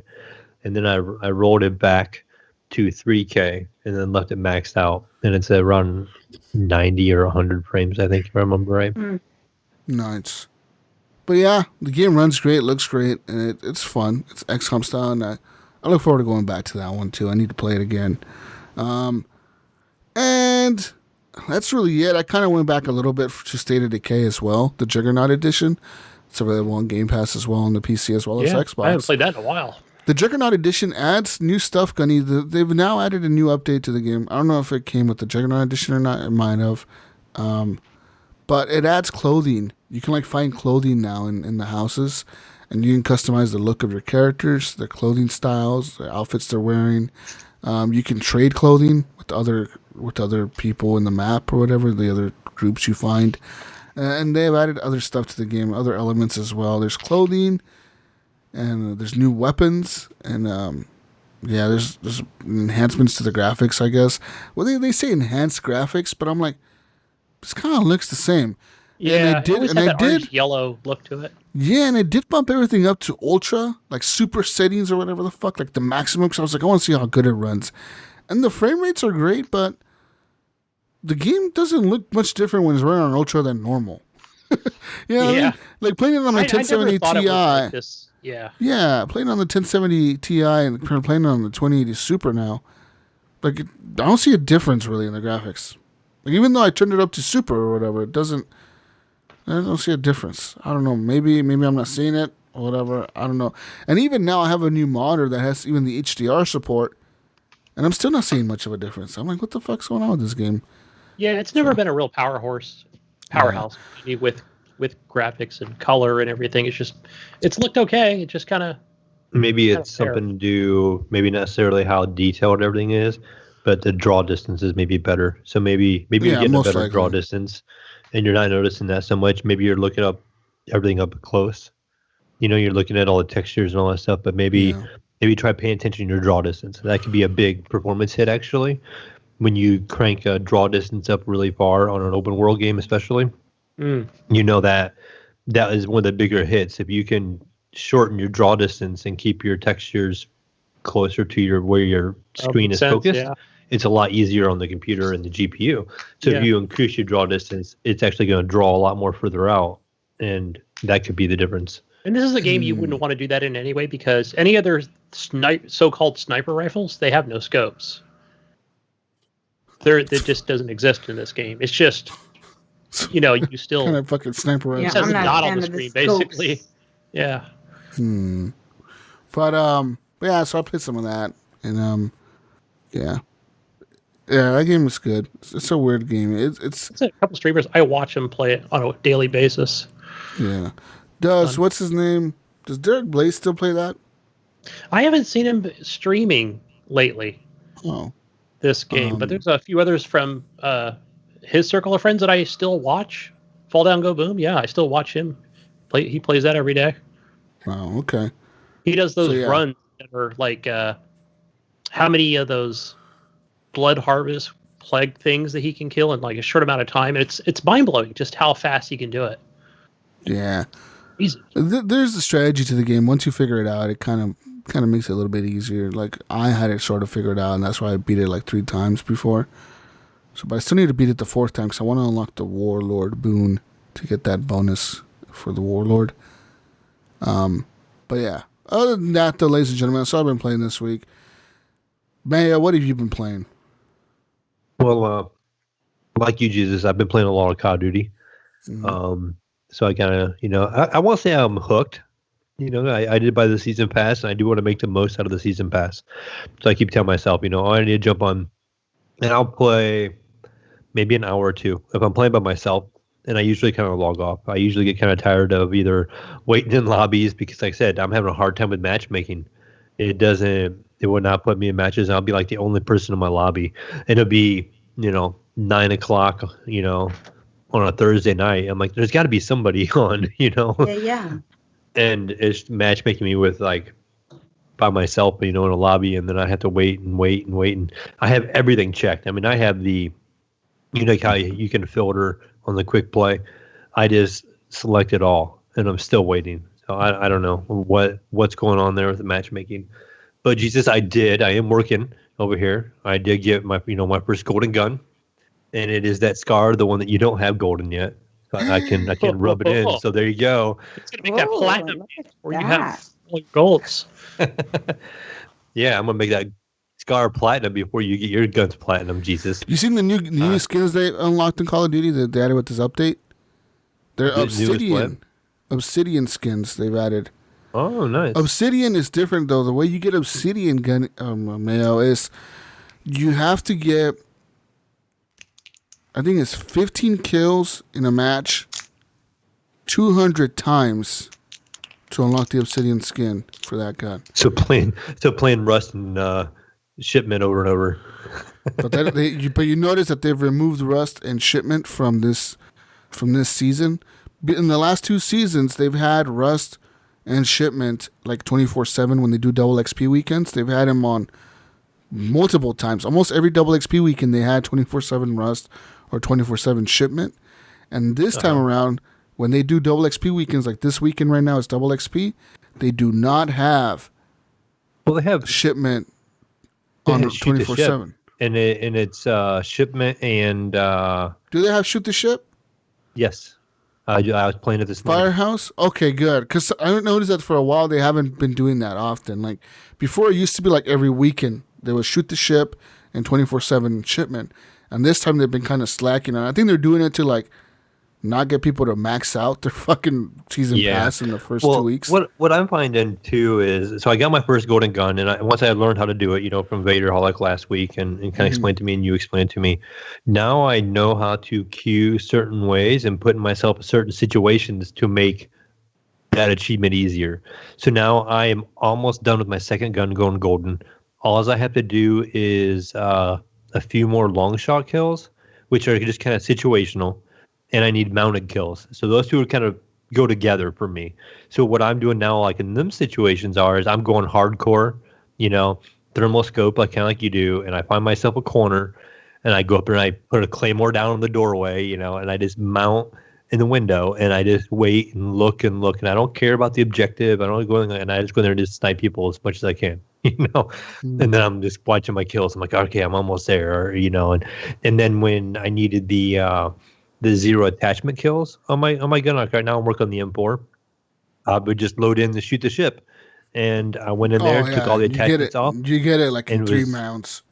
Yeah, and I was doing like the hip firing and just going through. Yeah, and just 3 rounds. You get all those skills. The hip rounds, the fast reloads, or the reloading after killing someone after reloading. You get those right away on Shipment. Yeah, dude. And even what I like to do too is like you get in those is crouch. It's no attachments, hip firing while I'm crouching, and just so it's like all those counting together.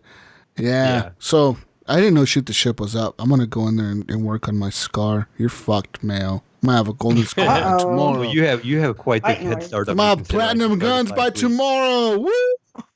Yeah.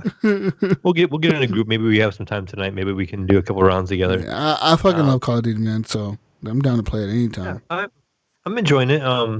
I did get a couple rounds of the Warzone in with some friends. I need to play that because you know what they've added now? Who's calling you Gunny? What the fuck? Stop looking at me, Gunny. Stop looking at me, man. Motherfucker, you. Anyways, they've added these new cards that you find on the map now for Warzone. They're called the Red Pass cards, and they have codes on them. But you can only pick them up, and your character keeps them. Like you cannot use them, you can't equip them, you just find them and you pick them up, and your character keeps them. And there's a tally of how many you have, but you cannot use them yet. But what people are saying now, they've looked into the code of the game, and in those big bunkers at the edge of the map. You remember we've seen some of those bunkers, right, on the edge of the map where they have like these enter the code pads or whatever. Press X to enter the code. They're thinking that some of these cards, eventually we're going to be able to unlock these doors in these bunkers, and they're going to have level 3 loot in there, like maximum loot and guns, like decked out guns and shit. So you can get, it's kind of like Apex vaults. Mm-hmm. Where if you get to the golden vault first or whatever, you have the key for it or whatever, you're able to like get into the vault and get all the crazy loot out of there. So that's what I think they're going to be adding to it. This pretty soon, they said, because they're finding like those things are programmed to have crazy loot in them.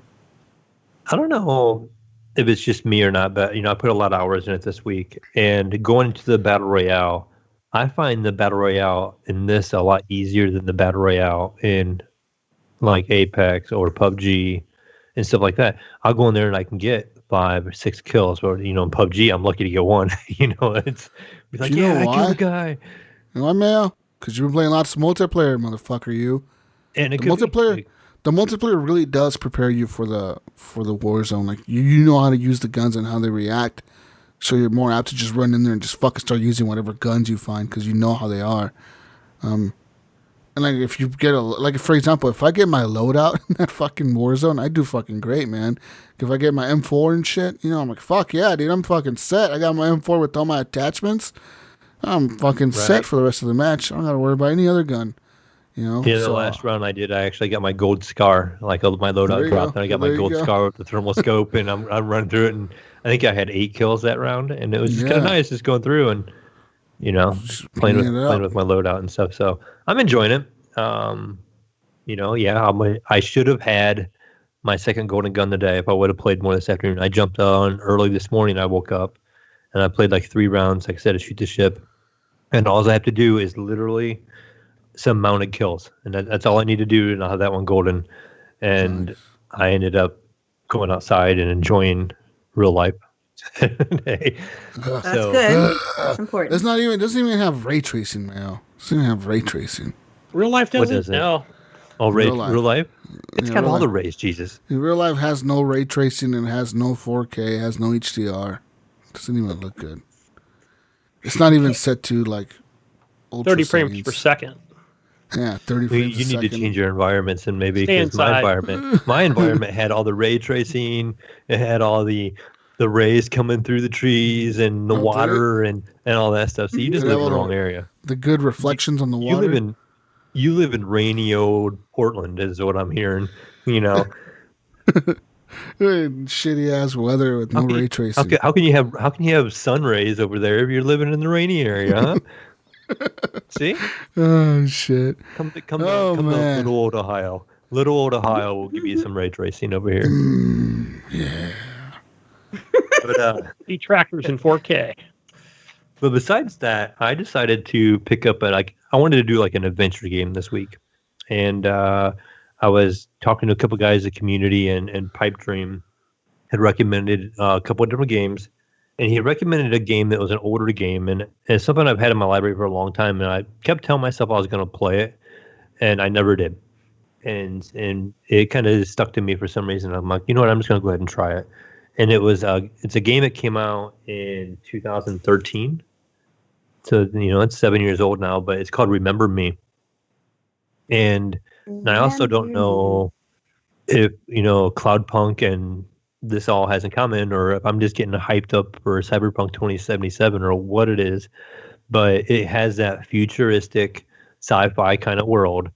And it's kind of like Tomb Raider, So you have a third-person view. You run around, and you're a memory hunter, and you start off the game as you have no memory of yourself and what's going on, and somebody kind of breaks you out. They're telling you, you have to go here, go this way, and they start opening doors for you, and you escape this area where they were going to like basically kill you, and you have to get into like a casket, and this thing will take you off, and it takes you to this slum area, and you get out, and it starts teaching you about combat. You have to fight these almost like half zombie looking people. They're all kind of messed up looking and kind of off, like, and so it teaches you about combats, and basically your combat is a regular combo you have to do. So I think the first one is like XXXY on the controller, because I was playing with the controller. So you do that, and like the third time you hit X, it increases your strength.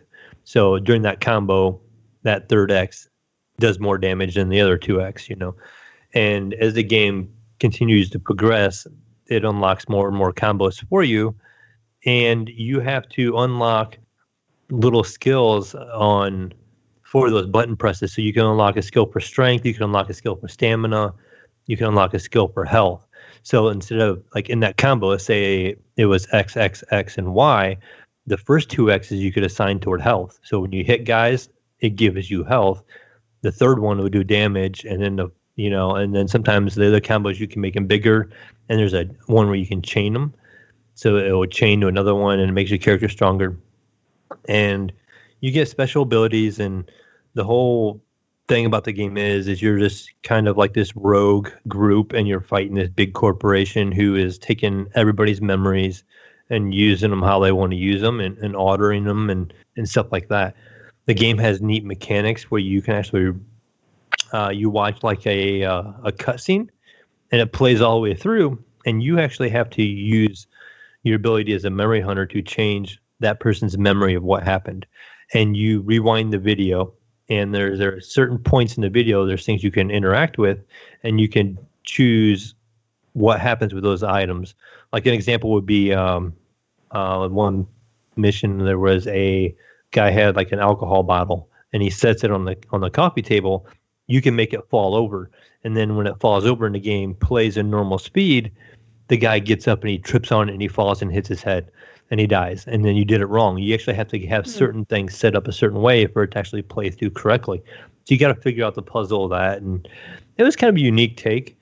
It's made from the company that made Remember Me and the game Vampire. So this was their very first game they made. The graphics look pretty good on PC, even though it came out in 2013. And it didn't play the greatest. I mean, it did have unlocked frame rates, and I did every once in a while get some screen tearing and stuff like that. And then I was trying to stream it too, and it streamed well. It just, every once in a while, it would have some hiccups in how well it ran. But again, it's an older game, so it had its issues. But I enjoyed it. It was a short game. It was only like 12 hours long. Had an interesting plot. I don't want to give too much away if anybody wants to play it or not, but basically, you go through and you find out more and more what happens as you start getting in the memories of these key characters. You start finding out more about your character in general. And so it leads up to a big epic event at the end. And I did stream this, so I decided to stream the whole entire series, and I broke it down into parts. Oh. And so the game has, I think, 8 episodes, and I just broke down each stream as an episode. So, you can watch episode 1 and 2 and stuff like that on the VODs on my stream. So it was an interesting enough game. And besides that, the only other game I did play a little bit of was I had to go some old school Jesus, and that was Streets of Rage 4. Because, I seen that come out in the Game Pass, and I almost just bought it on Steam, being the big Steamer that I am. And somebody was like, it's on Game Pass. Yeah. So sure enough, I went to the PC Game Pass and it was on there. But I had to manually search it. It wasn't coming up by itself. It wasn't coming up under the new games. I had to literally type it in and it came up to install. So I don't know if it was too early at that time because I did the same day it came out. But so I installed it, and I've been playing through it by myself, and it's a little harder by myself. I know you can play online, or you can get like a couch co-op. That's what that game was great for, playing with a friend and going through it. So I'll probably have my my son jump on with me one of these days, and we'll I'll do the same. I have it installed, but I haven't played it yet. And I've made it about halfway through, and they kind of give you 4 characters to start, and then about just before I got to about halfway, I think they give you another character. And he's from some of the older ones. And so now you have an extra character to choose from. Now, I think maybe from some of the videos I've seen is you can maybe go back and get some of the old original artwork for Streets of Rage 1 for Blaze and stuff like that, and have that artwork in this game. And that'd be kind of neat if it is, but it seems like you get money for completing the rounds, and that money has a grand career total. And I'm not sure what that's going to give me. It has little marks on that total, so I don't know if that will give me unlocks at that point. But it's old-fashioned Streets of Rage. You have the fruit on the ground, you break the barrels, and there's fruit inside them, and you pick it up and you can eat it, and you generate some health. And you have the baseball bats and the lead pipe and the knife you can throw, and it has the classic characters with new animations. It has the big heavy-set guys that move across the map and breathe fire as they're going across the map, and they're kind of vulnerable. And I don't remember, Gunny, if you remember, and I think he was from Streets of Rage, but there's a kangaroo with boxing gloves. Didn't sound familiar. It reminded me of the old game Kangaroo. I don't know if you guys remember that one or not, but that's what it reminded me of. But for some reason, I feel like this character was maybe in Streets of Rage, but it's a kangaroo with a pair of boxing gloves on it, and it's sitting behind a bar, like in the 4th or 5th level, and it was kind of neat just having him in the background. I'm like, I recognize that character, but I don't know what from. I only remember like the original Streets of Rage. I didn't play on the Genesis or. Yeah, and then I played the original so many times with friends. I just remember the music and the beat, and going through and fighting and using that special where you'd hit the button and then the screen would go back toward the beginning of the map, and you'd see a car pull up and a guy would lean out the window and fire a rocket. Yeah. And then go to where you're at, and then the flaming. So that actually gets used against you as against a boss. So you're going through the game and you don't have that ability. And I had to fight a boss, and he started calling that car in, and it shows this car coming in, and he fires this cannon, and it hits the ground, and it makes a flame, and you have to kind of dodge that while you're fighting this boss. But I thought that was kind of a neat take, as something that you used to have back on the original one as your super. Now it's like an enemy that has it in the game, which is kind of neat. But definitely, man, I can't wait to check worth this checking out, especially on Game Pass. I mean, some nice couch co-op you can play with the kids or some friends, and it has that online play on their Game Pass. You can literally just get on and find a friend to play with. I think I haven't tried it yet, but it's right there. Just it says play online or whatever. So maybe Gunny and I we'll have to get together and try it out and see if we can get through the campaign. Usually the Streets of Rage games are not very long, so I can't imagine the campaign is probably deep. But it probably has stuff. The more you play, the more you're going to unlock.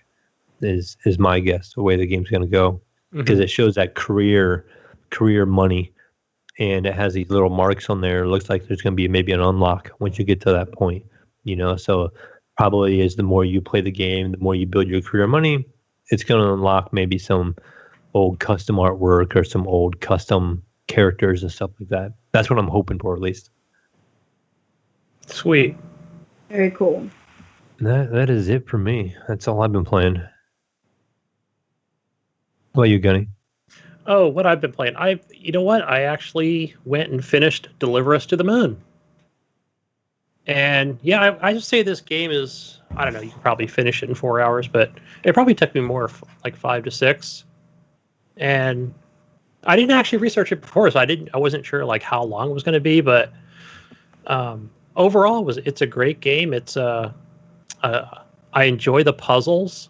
I mean, there were the few of them, like some of the environmental puzzles where I thought, okay, I'm gonna have to go to YouTube and maybe figure out what I need to do next. But overall, like it kept my interest the entire time.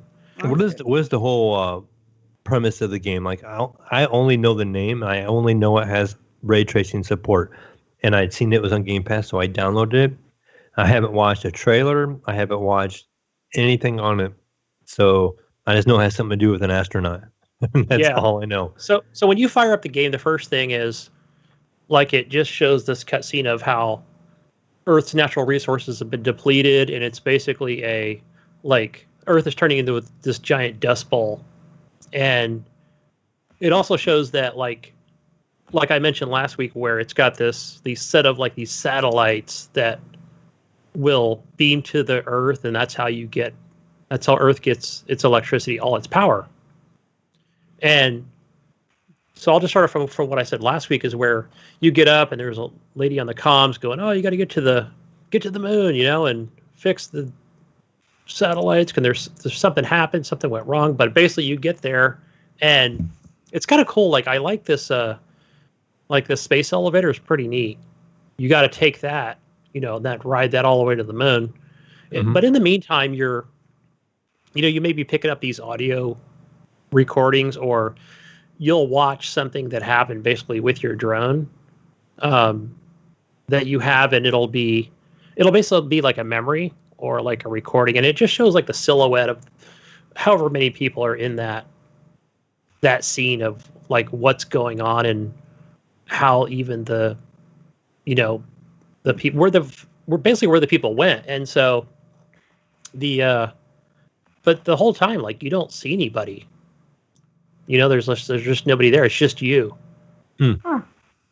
And so, yeah, like it's just, you're just kind of going through that, trying to figure out where to go next. And basically you do get that from where, like, going through the different puzzles and what area you need to get to next. And so, yeah, I was telling Mayo the other day that, like, basically I got towards the end, man, like I really got choked up. It was just such a great ending and really emotional. So, yeah, just an excellent game. Yeah, I remember you saying that. And what caused that? Like, why? I mean, is there just kind of a direction the game was leading, or what? Yeah, and just the anticipation of, like, hey, am I going to find people? Like, where did the people go? They all, like, just abandoned ship. What mission did they take to, why did they, what happened to the reactor on the moon? And just some of the interactive stuff that you're watching from those memories, or let's just say videos that your drone is projecting, and yeah, just stuff like that. But I feel like also, like, the again, just some of the interactions with, how you're supposed to, like, bring everything back online and bring energy back to Earth, and just stuff like that was pretty cool. So I highly recommend it. Great game. Yeah, I'll check it out. Like I said, I have it downloaded, and all I have to do literally is just hit play on it. Just pull up the old Xbox Game Pass, the beta app, as you call it, and fire it up. 4 hours is a good amount too for somebody who just wants to, like, get their feet wet and just play something. Yeah. And not have to invest a whole lot of time either. So that's not bad at all. Yeah, good game. I'm glad it was on Game Pass. I would have bought it anyway. Awesome game. I also tried out that Gears of War Tactics game. So yeah, like I said, I'm on chapter 2. It's XCOM. I'd say that, like, yeah, if you're into the Gears of War verse, then definitely get in. It's got a good story to it. And, now they're introducing more characters. So, like, now that I'm in chapter 2, I've got 4 characters and leveling them up. There is, like, I would say a small skill point area of, upgrading each character. I'm not sure if XCOM had anything like that. I think I haven't, like, experienced so much of this game to see if, like, is there a ship that you go to, or, like, a base, like they would have XCOM style to, like an infirmary, or, am I researching any weapons, like, so I'm going to definitely get Is the story for this, isn't this like a prequel to the original Gears of War? Yeah, 12 years before. Is that what I'm hearing? Yeah. Yeah. So it's kind of like I'm just trying to see, like, what it offers differently from an XCOM style game, and I don't know if I've run into anything like that at first. So I don't know what XCOM style games done to me, but for some reason I have no desire to play them anymore. I don't know why. I played the first XCOM quite a bit. I have a version of XCOM 2, or no, the original XCOM Enemy Unknown, the expansion of that on my Android phone, actually, and I was able to play it on there. And then I skipped on XCOM 2, so I didn't play that one. And then BattleTech came out, and I really enjoyed BattleTech, and that's completely different kind of game. It's your mech warrior type stuff. Yeah. And that one had the big mechs, and where you could not only was it mech, XCOM style, but you could target specific parts on those other mechs. So if you're on the right side of them, you can shoot their right arm, and if they had a cannon in that arm, that disables that cannon, and that mech is almost useless. And you can kind of just leave that mech be, because he's not going to do anything, and you can go focus on the other mechs and stuff like that. And then you had, the money and the contracts and stuff like that, and the way the game played out. But after I played that one, I just kind of haven't had any desire to go back and play XCOM 2. There was another XCOM game I got free at one point in time. I think it was through Humble Bundle. And it was kind of like one set back in like an older gangster type era. I can't remember the name of it right now. But never even played it. It's just sitting in my library. And I just haven't had that desire to go back into it. And when I seen the Gears Tactics, everybody's like, "Oh, we got to play this." Yeah. And I'm just kind of like, yeah, I guess. Yeah, it looks cool. The cinematics look good, but I don't know if I'm going to be into it or not. Yeah, the one thing I would say, like the one only noticeable difference, like I'd say, is where, like, let's say you've got your character highlighted. You're not getting that like almost that first or behind the shoulder look at the other enemies like an XCOM would. Like you can't toggle it that way. Everything's got to be kind of a top down. So maybe that'll change, or is there a setting that I haven't figured out or something? But I kind of like that in the XCOM games where, I'm like, hey, I kind of want to look and see. Yes, there is like once the animation starts of, I want to confirm this action, and shoot this enemy. There will be that, but it's just not as good as XCOM, I'd say. Mm. Yeah, as far as the way it plays out. So, but other than that, the end result is the enemy goes into like 30 different pieces, and like a classic Gears game. So, okay, yeah. So yeah, I think when this comes out, console Normi, I recommend playing it. Sounds good. Check it out.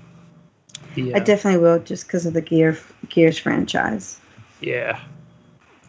Other than that, I just played some Apex Legends with Pinpoint today, Pinpoint Red, and we just played a couple quick matches.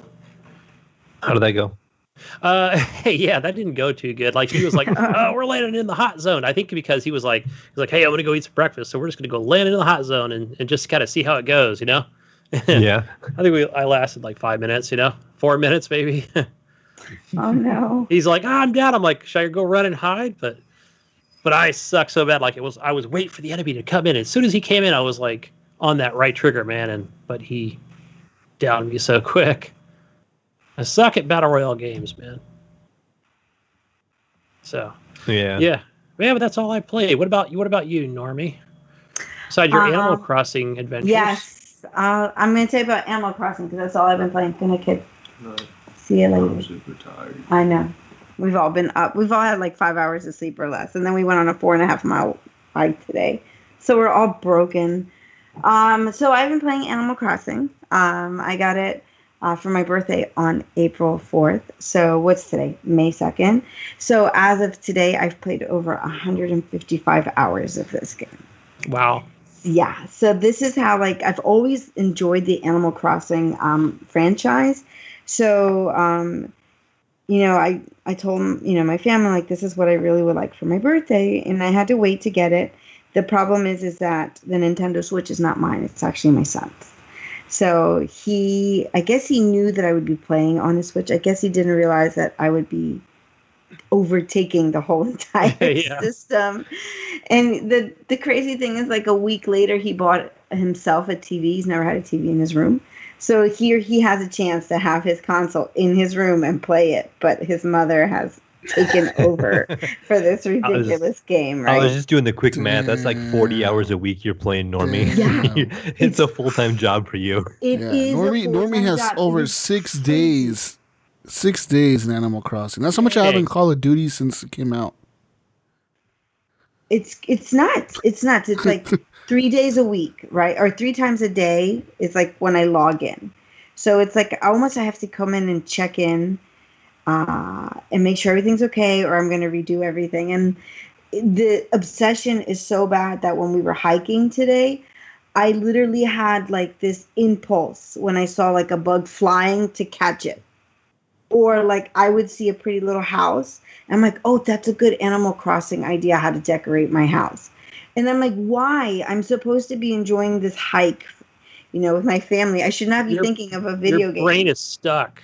It is. Stuck. It is. It's like, it's insane. So the neat thing about Animal Crossing that I think at least, there are a lot of people that actually do a lot of time jumping in this game. So you can kind of cheat the system so you can go to different seasons and collect all the different little bugs and the fish.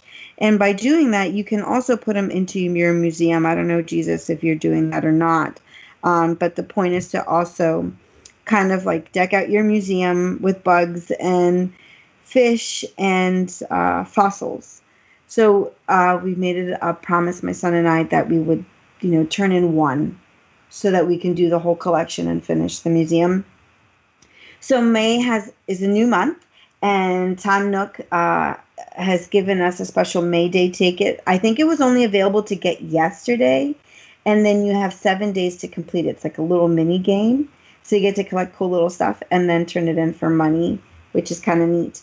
And before May, in April, they had tarantulas. And Jesus, I don't know if you came across a tarantula, but you have to be careful because tarantulas aren't like your regular bugs where they'll like fly away if you miss grabbing them. They will literally chase you. And when they chase you, they bite you or sting you and they knock you out. So you have to restart from your starting point. I didn't see any of those. Well, that's good. I mean, at first I found it wasn't even a hack. It was like grinding. So I would go every night for 2 hours and tarantula hunt so that I can come back and sell it because those are hard to find. And they're worth anywhere from 8,000 to 12,000 bells a piece. And for those of you who don't know, bells, it's like the game currency. So I would, collect all of those. But now they switched out of tarantulas and they have scorpions. And the scorpion was rough, man. He got me. I saw one yesterday and he stung me and poof, I passed out. Where do they come out of? Anywhere. So they only come out at night. So if you're out playing at night, Gunny's face. If you're playing out at night, then you have to be careful. So what I do is I keep my net with me all open in case I see it. Because if you don't catch them fast enough, they're going to be aggressive and they're going to come and knock you out. They'll literally sting you till you pass out, which is like a second. What's the other thing I wanted to tell you about? I don't know, Jesus, if you know about this, but in Animal Crossing, you collect these things. You can only buy them on Sundays. They're called turnips. So you can buy. I don't have that unlocked yet or whatever. You have to have a special character, right? You'll see him tomorrow. He comes. The turnip guy comes every Sunday. And he sells you turnips, and you can buy as many as you want. So for example, say they're selling them at 100 bells a piece, and you buy. You can only buy them in increments of 10. So say you decide to buy 30 of them. So what you do now with these turnips, you hold on to them for the whole week, and you try to buy them at the best price possible. So you're supposed to go to your little store, your Tommy and Timmy store. And ask for turnip prices in the morning and then afternoon, and the prices change. And then you bring your turnips and you exchange them for the price. But say you bought them at 100, tomorrow morning or Monday morning, they may only be selling for 50 bells a piece. So you can actually go on a website where people put in their turnip charges or their turnip exchange rate, and they'll charge you a fee to come in their town. And you can bring your turnips, and if you pay them the fee, then you can go and exchange your turnips. And these places are for like 500 bells per turnip. So people wait. Like today I did it with my son, and we were waiting for like an hour and a half, and we were a small queue of like 20 people waiting to get in. But he made over 100,000 bells with his little turnips because they were selling. And how much did you guys pay the guy to get into the island? Well, this particular person only wanted 2 of those miles tickets. So he did it to 20 people, so that means he got 40 miles tickets? More than that. You can only get up to 20 people in the queue is all that they had. So so he could have got even more people. Even more so. So that, and some people charge you like 4 of those tickets to travel to them, or they'll charge you like 100,000 bells. It really depends what they're charging and who you want to go see. But we tried it today for the first time, and he was very excited. But let me tell you, it was like tedious just to sit on my phone and make sure that we weren't missing when our turn was up, because you get a special code to pop in your system to go visit that island because you're not friends with them. So you get a dodo code, and it's temporary. So the dodo code, I think, only lasts for like 20 or 30 minutes. So that's why the dodo code exists. Oh, this motherfucker's got this whole thing set up. Correct. So, that's kind of a neat thing. And I have a friend that makes millions like every week because they're paying attention to the turnip stock market. to me, I don't know if I have the patience for that. So, like, And you have then, to sit there all day and just check it constantly? Yeah, you have to check. So because you know that the turnip prices change twice a day in the morning, you can check to see what yours is or go on the little website. I can show it to you, the turnip exchange market, Jesus. And then say it's 50 in the morning. But if you go back in the afternoon, it might even be 120 or more or even less. Like it was up to down to 56 in my town today in the afternoon. So it's kind of like playing the lottery. You're kind of, or the stock markets, people compare it to, and finding people who are open to let you in and that you can afford their fee. Some people want like 100,000 bells. I don't have that kind of bells. I'm constantly upgrading my town. So I'm spending all my money. And then when you are upgrading your town, if you want, and you put somebody's house in a spot that you can put in a different spot, it costs like 50,000 bells to move them. So I've been doing a lot of that, spending my money on that. What's the other thing that I really, really love about this Animal Crossing thing? Oh, the clothing store. Like every true girl, right? Just can't get enough of the shoes, can't get enough of the clothes. I wait every morning specifically for 9 a.m. to see what kind of clothes that the store is offering. And then they give it to you in like 5 different shades, right? So you, like one day I'll look like Harley Quinn. The next day I bought like a peasant's dress. And it's just, my outfits change like 3 or 4 times a day in this game. Like I'm not satisfied wearing the same outfit for more than 30 minutes to an hour. Of course, Normi. I've seen my wife's closet. Yes. I mean, and the shoes, I mean, it's ridiculous. It's just, I love it. That's the other thing that I thought was really neat that you, for anybody who's interested, look, I'm always looking for friends to visit their towns and to visit mine because your store may not offer the same thing as my store is offering at the same time. So it's really good to co-visit to other towns to find different unique things that one town may have that the other may not have. Also, the same thing with flowers. Flowers kind of breed, they pollinate each other, and you can make up different kinds of flowers as well and their colors. So you can always figure out, see friends if you're willing to trade stuff as well, or they'll just give it to you. So you can make new flowers? You can make new flowers, yes. So I just found out today, I think. I didn't go online to find out how to do it. I just happened to put a couple just kind of threw them all out there. And all of a sudden I started getting different colored flowers. And I'm like, well, that was weird. But because I had placed them in a certain way without realizing it, they kind of pollinate each other. So I think that the trick is, Jesus, is you have to put them like in a checkered kind of stance. If you place checkers, you can go only diagonal. So if you plant them like diagonal of each other, then they kind of like breed within each other and you get new colors and you get more flowers. So the goal is if you want to make it this goal for Animal Crossing is that you got to get up to 5 stars. 5 stars is the most that you can get. At 3 stars, you can start building your town. You can start making cliffs, taking down cliffs, extending cliffs, making waterfalls, taking away waterfalls. And that way, you get a layout to start with, but by the end, your layout might be completely different because you have a different vision on how to do your town. You can build bridges, you can build inclinations, you can take them away. It costs money, and when you buy your house, the bigger you want your house to be, the more you have to upgrade and pay bells for that too. So I'm on the second to last upgrade for my house, and I owe over 120 million bells for it. So there's no way I'm paying that anytime soon, since I'm in the middle of trying to make my town look like, just fun and unique. One thing I actually happened to read on Animal Crossing a couple of days ago is that people are having, sorry, I just unplugged my computer. People are having like wars as to whose animal, oh crap, I just dropped my earbud. Hold on a second. Who has the best town, right? So they're like fighting. It's like a feud. It's like a war. But I don't understand this because every time I go see, it's just so beautifully done in their own unique way that I just think they're all amazing. first my son got why are people fighting? You figure they would be like inspired. Well, no. Why? Yeah, you would think, right? You'd be like, no, my town is better than yours. Who cares? It's your imagination, right? It's the way you did it.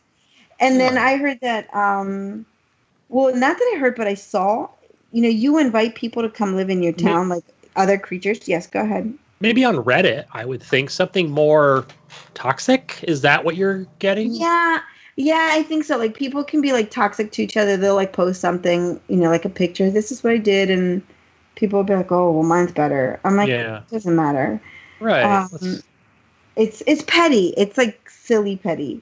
So in Animal Crossing, you can invite other animals to come live on your town. You can have up to 10 people or 10 little animals live in your town. And they can feud with each other. So it's crazy to see the dynamics of little animals like feuding.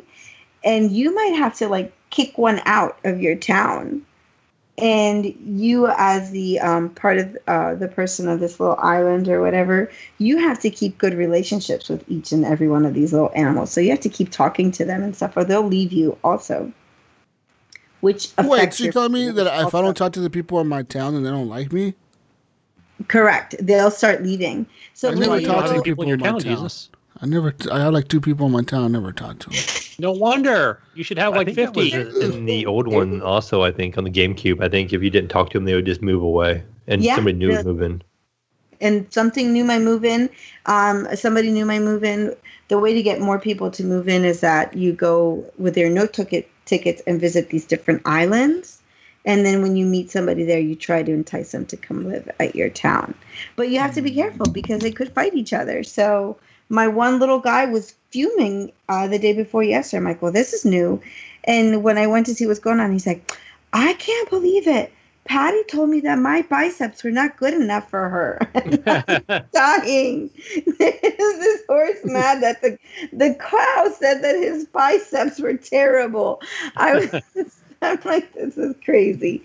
So, and it causes rifts. So, and it could cause these little animals to move or leave. So I thought that was funny. I wasn't expecting that. I don't remember that part of the gameplay. So that's my game. During the week, 3 times a day, for in the morning and in the mid-afternoon for about an hour and a half. And then at night until somebody boots me off the TV or I feel guilty because everybody else is watching Netflix on their laptops. So question for you, Normi, is there, with this game, like how would you say research, how many videos have you watched, what different websites are you going to learn all these different things, and how exciting is that? It's 0 websites, unless if I'm doing the turn up thing, which is the first thing the one thing that I actually use the websites for. The learning curve is very small. Unless if you're like Jesus, who's eating all the fruit and breaking the rocks. Just kidding, Jesus. At first I didn't understand why I had to eat fruit and why I could eat up to 10 fruit at once. Oh, kitty. Until I realized what I was doing. So the learning curve is small. It's not a big deal. What can get a little frustrating is when you hit level 3 and you're trying to build the cliffs and stuff. At least my little Joy-Cons are a little jacked because we're rough with them. So she'll move where I didn't tell her to, and she'll erase what I just put in or adjust it to her own way. So that could be a little difficult and a little frustrating, especially if you're really trying to do like a big project. I think you really don't need to look at other websites unless if you want to. Like I said, it seems like a lot of people like to time jump because they want to collect everything all at once.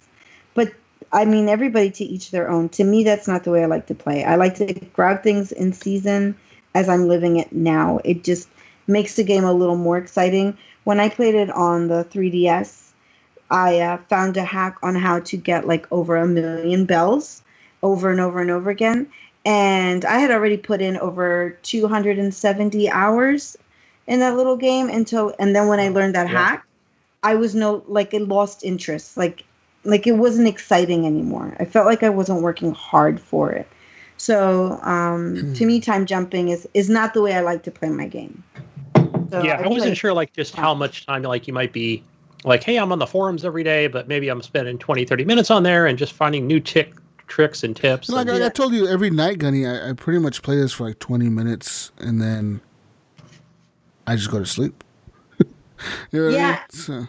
It's crazy because pretty much at the beginning, what you're doing, you're collecting bugs, you're shaking trees, and you're turning it in for more money to kind of just pay what you need to get paid, to pay for and to get done. And the real fun, like I said, to me at least, did not start, which I had no idea this was part of the plan, did not occur until I reached the 3rd star. And now I was able to change the layout. So it's not like, us gamers like to say, die, spawn, repeat kind of deal now. Now you have a bigger project, and now you're making this island to your liking with your imagination. And they give you different things that you can buy, either with your Nook miles or with your regular bells money. And then you can, kind of add it. Some things you can buy and, add to your terrain. Other things you get a do-it-yourself card and you have to make them yourself. So it can be kind of a pain because if you're short on resources, you just can't go buy it. But if you do buy it, you have to wait till the next day to get your purchases. And you have to do little mini side quests to get more Nook miles to be able to buy the stuff with the Nook miles. And the most you can buy with the Nook miles and your bells from the little stores is 5 things. So you have to choose wisely if you have a set plan. I see. But again, I don't know if you've ever played a game where you're like, okay, I have to do A, B, and C. In this, you kind of have the same idea, the same thing. But what happens is to get from A to B, you figure out 10 more things you have to do in between. So that's why this game can suck you in and take all this time, because you have so many little things to do in between your bigger things. The game sounds like fun. It is a lot of fun. I think you have to play it and I would say, honestly, give it a good 5 hours first before anybody makes a decision. Because, some people are like, well, this is life. You have to pay for a mortgage. Why do I play it? Just kind of like The Sims. But once you get into it, I think you start to see things. You start to see the potential of the game. And if after 5 hours you don't like it, then there's nothing else that's really going to make you like it after that, I don't think. Fair enough. That's a fair assessment, I would say. So that's pretty much all I've been doing, because as Gunny or Mayo said, it is a full-time job. So I think I sleep in between that and maybe drink a little bit of water in between somewhere around. Well, I wouldn't have asked that because you did say you got 5 hours sleep, so I'm like, I know what you were doing. Well, it's true. I was up till midnight playing last night because, again, to get from point A to point B, I had 10 million other things to do in between. Till I finally said, I'm like, no, I need to go to bed. I can get up and play this tomorrow morning. I don't have any plans tomorrow. You got turnips, easy also on the Switch. You can just lay in bed. If you wake up, you can just grab the Switch, turn it on, and lay there and play.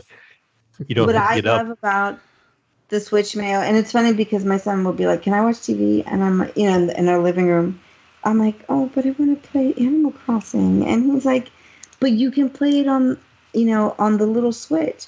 I'm like, no, the whole reason why I really love it is because finally, after all these years, I can watch it on the big, 62-inch TV, not in my hand. That's what made it even more exciting about this, to actually see all the details. I just thought of a great idea, Normi, with, hopefully when this whole COVID-19 thing is kind of getting over and, our kids are actually back in the classrooms, but turnips need to be sold before 7 a.m. to kind of get them up, get them going, right? That'll be the incentive. There you go. What I'm actually planning to do is I'm going to get the new Animal Crossing, if I can find it, edition Switch, so that I have my own, so that the kid can have his back. And, maybe that'll be my present to me and his present to him, in a sense, as he goes off to college, that his mom is no longer borrowing his stuff. It's kind of like when I was 13, I'd borrow my mom's heels and stuff. Now the kid doesn't have to give up his system for me. So that's the plan. That's the plan. We'll see if I can get my hands on it. Because apparently, not right now, I think under the circumstances, everything is hard to get to. And a Switch is extremely, extremely hard to get a hands on. And that's just a standard Switch. The Animal Crossing was sold out. I mean, I couldn't pre-buy it. So that, I lost that window. But now you're definitely not going to find it. Unless if you go on eBay and somebody wants to sell it to you for $1,000. Yeah, I've seen them. Oh, no, if I went for cheaper, I want here for $600, Normi. We should call Normi Gunny also. $699. Oof. Crazy. Yeah. Jesus saved the gold. Save the gold metal that pops out of the rocks. Those are extremely rare. After you break your tools, because in Animal Crossing, your tools do not last forever. That's why you need resources, because when they break, you need to go rebuild them again. So keep the gold nuggets, because eventually you will be able to buy golden tools if you get that far. But I think you have to break them like over 1,000 times in order to get unlock the next level up. And they do cost golden nuggets, but those are rare to find. I've only have 12 after all these hours of playing. Normi, I found a Animal Crossing skin on Etsy for $12. So you buy a regular Switch and put a skin on it. There you Animal go. Crossing Switch. There you go. I just love the colors. Like the Animal Crossing colors are fantastic. I'm not like really girly girl except for like the shoes. But like I love the colors on the Animal Crossing Switch. The greens and the blues. I can live with greens and blues for the rest of my life. So that's really what I like. So Great. that's that. That's Wonderful. Yeah. That's that. So if you want to play with me, come find me. I'll give you my stuff. I'll give you my information. Where do we find you, Normi? You can find me on Twitter under Normi4. Is it under Normi477? Probably. I'm so tired. I don't even know what I'm saying. And you can find me on Xbox Live under NormiBug. And I will give out my Animal Crossing code to whoever who wants it. Just find me either there or on the Horrible Gamers page. You can find me there too. I chit chat around there too. I just don't memorize that thing, and I don't know who does. And if you do, kudos to you. But like my brain can't function even. That's the whole Switch code. Yeah. Who remembers that? I don't know. That one's the hardest one to find. Yeah. So, and then you can find me on Facebook under Normie Late if you want. I don't really post much. If I do, lately it's been about baking and cooking because I'm bored out of my mind in the house, and I'm like, those cookies look delicious. Oh my gosh, they were. I mean, oh my goodness, it's so bad because I'm like, I have to eat these now. So, awesome, thank you. Oh shit! All right, Normie. Well, thank you for being here, Normie. Hey, thank you guys for having me. I'm gonna head out, so maybe I could put in a couple more hours in this body to sleep. We all know she's going to play Animal Crossing. It will be waiting for you in the morning. Yes, in the morning, hopefully around 8 or 9 in the morning. But I have not slept till 8 or 9 in the morning since about 10 years ago. So that's highly doubtful. Damn. Thank you. You guys are awesome. You guys are absolutely awesome. Thank you for letting me burn your ears tonight. And thank you for having me on tonight. Thank you for being here. You guys are Normie. awesome. Bye. Good night. Have a good night, Normie. Bye. Good night, everybody. Bye. Gunny, what have you been playing, sir? Oh, actually, I already spoke about that. Oh, you did, right? All right. We're all done with what we've been playing. I've been keeping track. I was zoned out, if you know what I mean. Jesus fell asleep, guys. I was over here talking about Deliver Us to the Moon. I look over to see how excited Jesus was. He was like just laying on the snoring. bed. I was like, no. He's burning those midnight hours playing Animal Crossing also. Oh, it was a long night last night. But, ladies and gentlemen, let's get on to some news. It's news time. Breaking news. Oh, my God. This website is not letting me use ad blocker. Son of a bitch. Let me see. Let me bring it up. Oh, I got it here. Motherfucker. Valorant, my friends. Valorant. It's a war against cheaters. Yeah. Aimbots and wall hacks appear. So pretty much Valorant has been seeing an escalation of cheaters. They're saying that there's a lot of aimbots and wall hacks now appearing in the game. These are all appearing in the closed beta. It hasn't even left the closed beta, and cheaters are already cheating, Mayo. Fucking PC players. And this is supposed to be the game. What's the game? They were like, we're going to pay you so much money if the game can be cheated or hacked or something like that. Weren't they bragging about that? Because this is the one that has the anti-cheat that goes into your root at the beginning when it fires up when you fire on your PC. And it's supposed to be a super good anti-cheat, and there's already wall hacks. Mm-hmm. Yeah. Anyways, how do you do these? One player discovered that a streamer was using a graphical trick to make his normally opaque poison clouds see-through. So one Valorant anti-cheat lead, Paul Chamberlain, said he is working with NVIDIA to figure out how to make that kind of thing stop. He says that they don't recommend people do this, but it's not very hard to detect. Another Reddit post shows what looks like a player using an aimbot. The cheater's team, bless them, spent the whole match trolling him once they discovered what was happening. So his own team turned against him when they found out he was being a little fucking bitch and cheating. Fucking pussy. Yeah.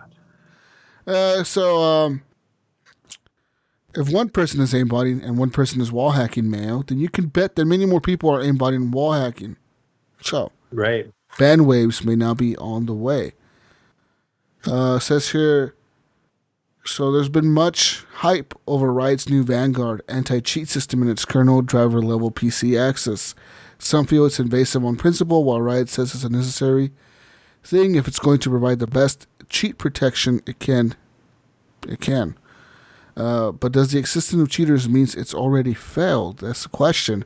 According to Chamberlain, the lead cheater guy over at Riot Games, he said, just because cheaters are getting away with cheating for now doesn't mean the system is not detecting them. He said, we prefer immediate bans, but sometimes it's better for us to delay so that the cheat developers don't learn that they're detected for a while. Right. Probably learn more about it. Makes sense. So,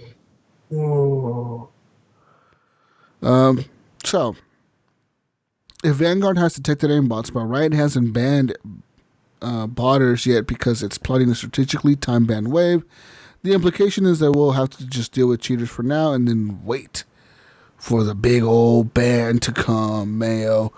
Dun, dun, dun, dun, dun, dun, dun. Dropping the hammer. So Valve uses people banned. Valve uses a mix of machine learning, human judgment, and social trust quantification to combat hacking in CSGO. In 2018, Valve had 1,700 CPUs analyzing player shots, looking for patterns that don't seem right. Called VACnet, the deep learning system works in tandem with Overwatch, a system that empowers Valve-appointed community investigators to review replays of suspected cheaters and deliver their verdicts. CSGO has also a big reputation system called Trust Factor. Even with all that, though, Mayo, even with all that shit we just said, you fucking PC master racers will find a way to always cheat. That's pretty much what the story is saying. You motherfuckers just love cheating, don't you? Just can't stop cheating, can you? Yeah. Left and right. Yeah, just fucking cheat on life. Might as well. So cheat on everything else, motherfucker. You fucking PC players. Tired of your shit, Mayo. All right. Speaking of all this, never stop. Why? What? I just don't get why people even have to cheat. I just don't know how it could be any fun. I mean, I think it would just, for one, break the game for you. You go into the game and it's just so easy, and you're just getting stacks upon stacks of kills or whatever, and say you're getting unlocks or something, and you're getting all the unlocks, and you can get everything done in 6 weeks, or not 6 weeks, but say 3 weeks. When everybody else is taking months. Yeah.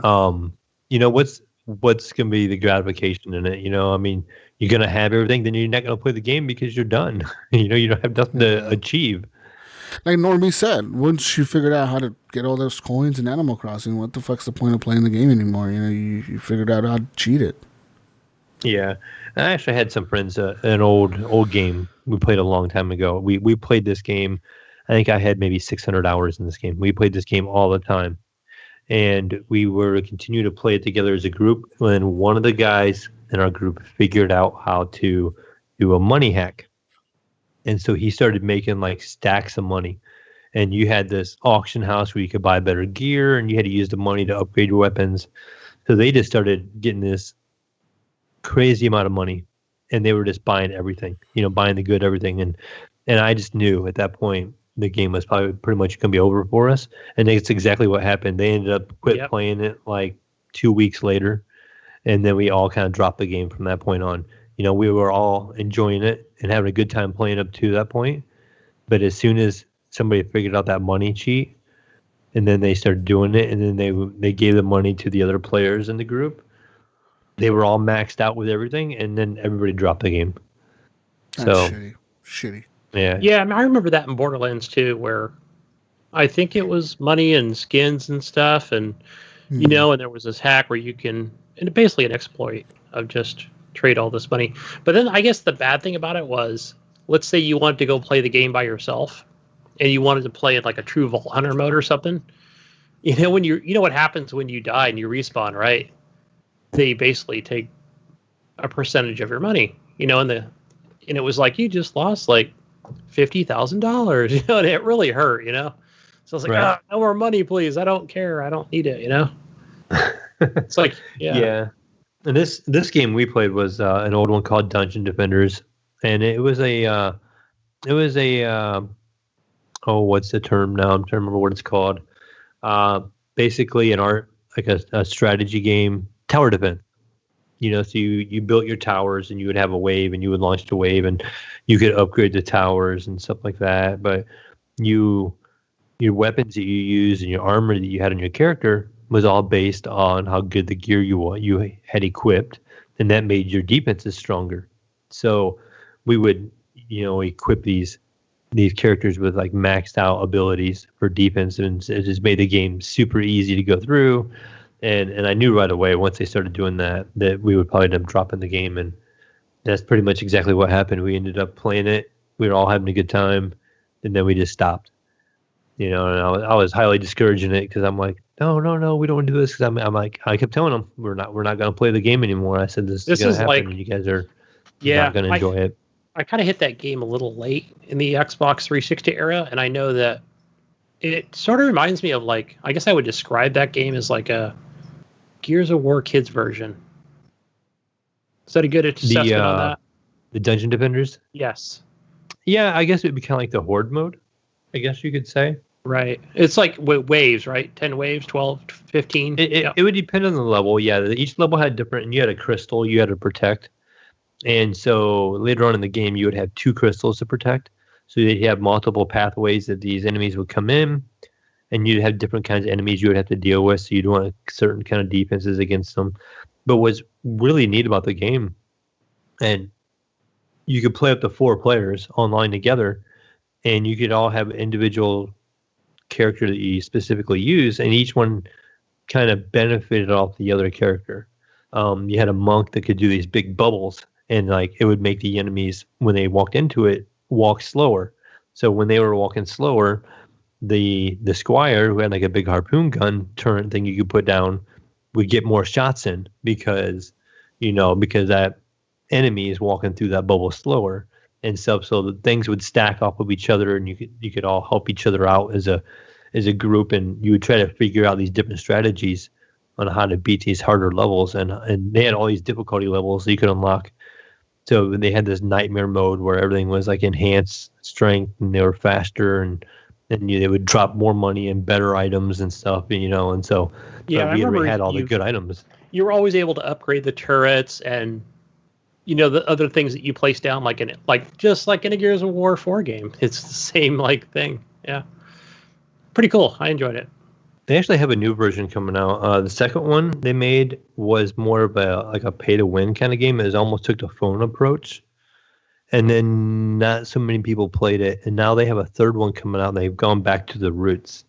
So maybe it'd be pretty good. I don't know. I didn't pick it up. I know it's on Steam, now. I'm not sure if it's on the Xbox or PlayStation or not, but I know it is on Steam. I'm not sure if it actually, I think it might be backwards compatible on Xbox One, but yeah, I think they do have Dungeon Defenders 1 and 2.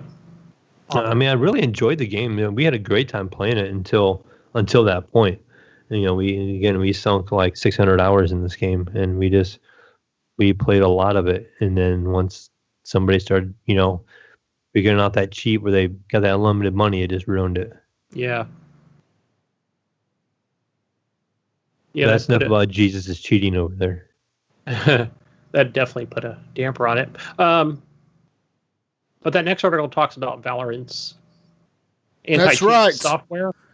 It can be turned off. It can now be turned off. Yeah, Riot Games has come under fire recently for its Vanguard anti-cheat software, Mayo, found in the newest game, Valorant, due to the use of kernel mode drivers with Ring 0 privileges.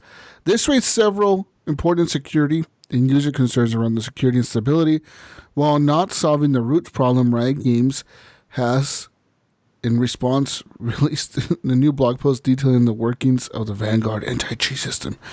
Riot Games brings out a new update for players to disable the anti-cheat software Vanguard on their PC. Running 24/7 in the background, Vanguard has led to system problems, FPS drops, and outrage of the players. Taking the serious steps, Riot Games finally came out with the solutions to let players disable Vanguard when not required. This turn this off does not mean you can cheat in Valorant. Mayo. Did you hear that? Mayo. You will still need it on when playing the game. The latest Valorant update adds a system tray icon from where users can shut down the software after the game is turned off. I have Valorant, and I do not play it myself, but my son plays it a lot. He really enjoys it. He likes Counter-Strike, and he really enjoys it. And the funny thing is, the first thing I do when I turn my PC on is I turn it off because it launches in the bottom corner, and I'm like, I don't want this dumb hobo anti-cheat program running in my background on my PC when I'm not even running the game. I don't have any intention in playing this game. Yeah. So I myself, I close it out. Well, then when he goes to jump into the game, it won't let him launch the game because it's turned off.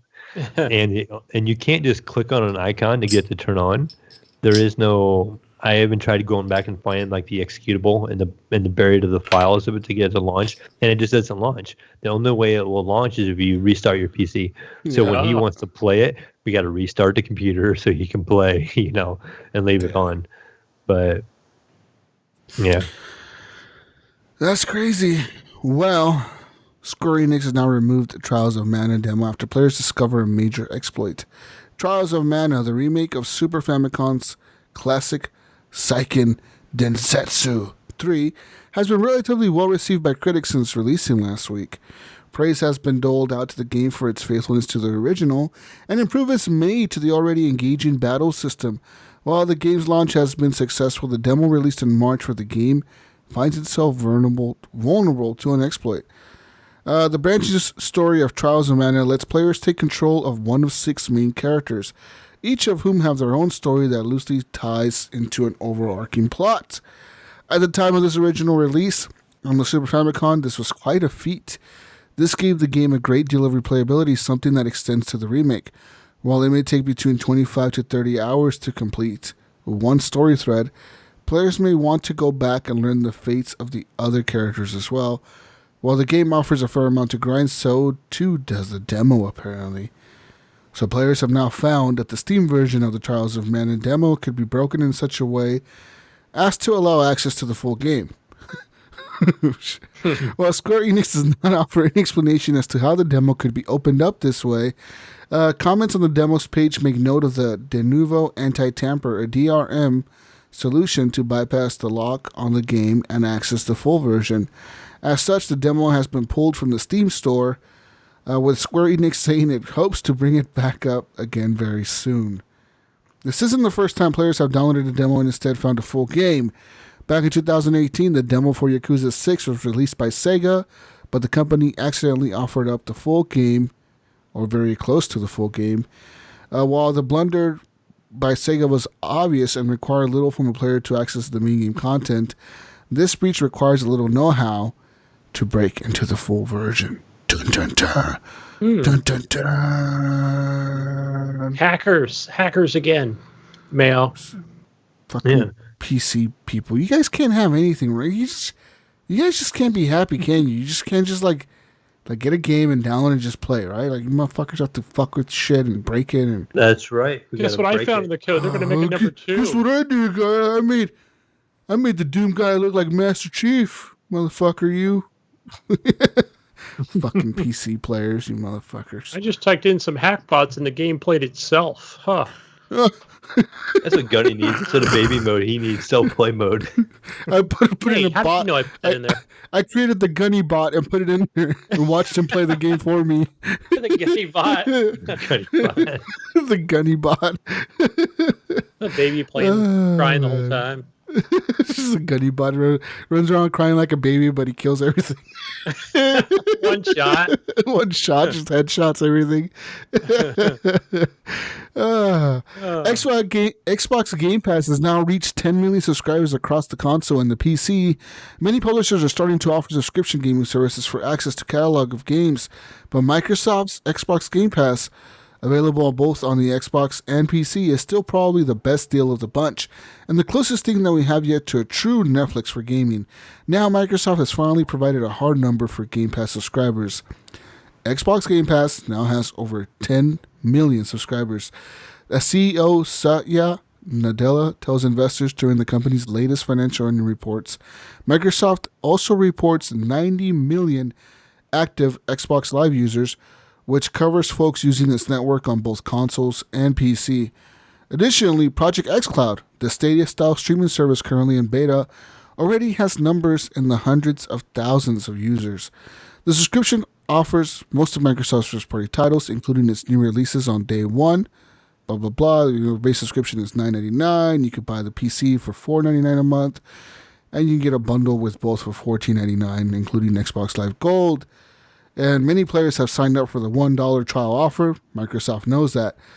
Ubisoft has not provided the numbers for its comparable Uplay Plus subscription, though EA did reveal a year ago that its subscriptions for EA Access and Origin Access had reached 3.5 million members. So, with that being said, Microsoft has 3 times the number of users.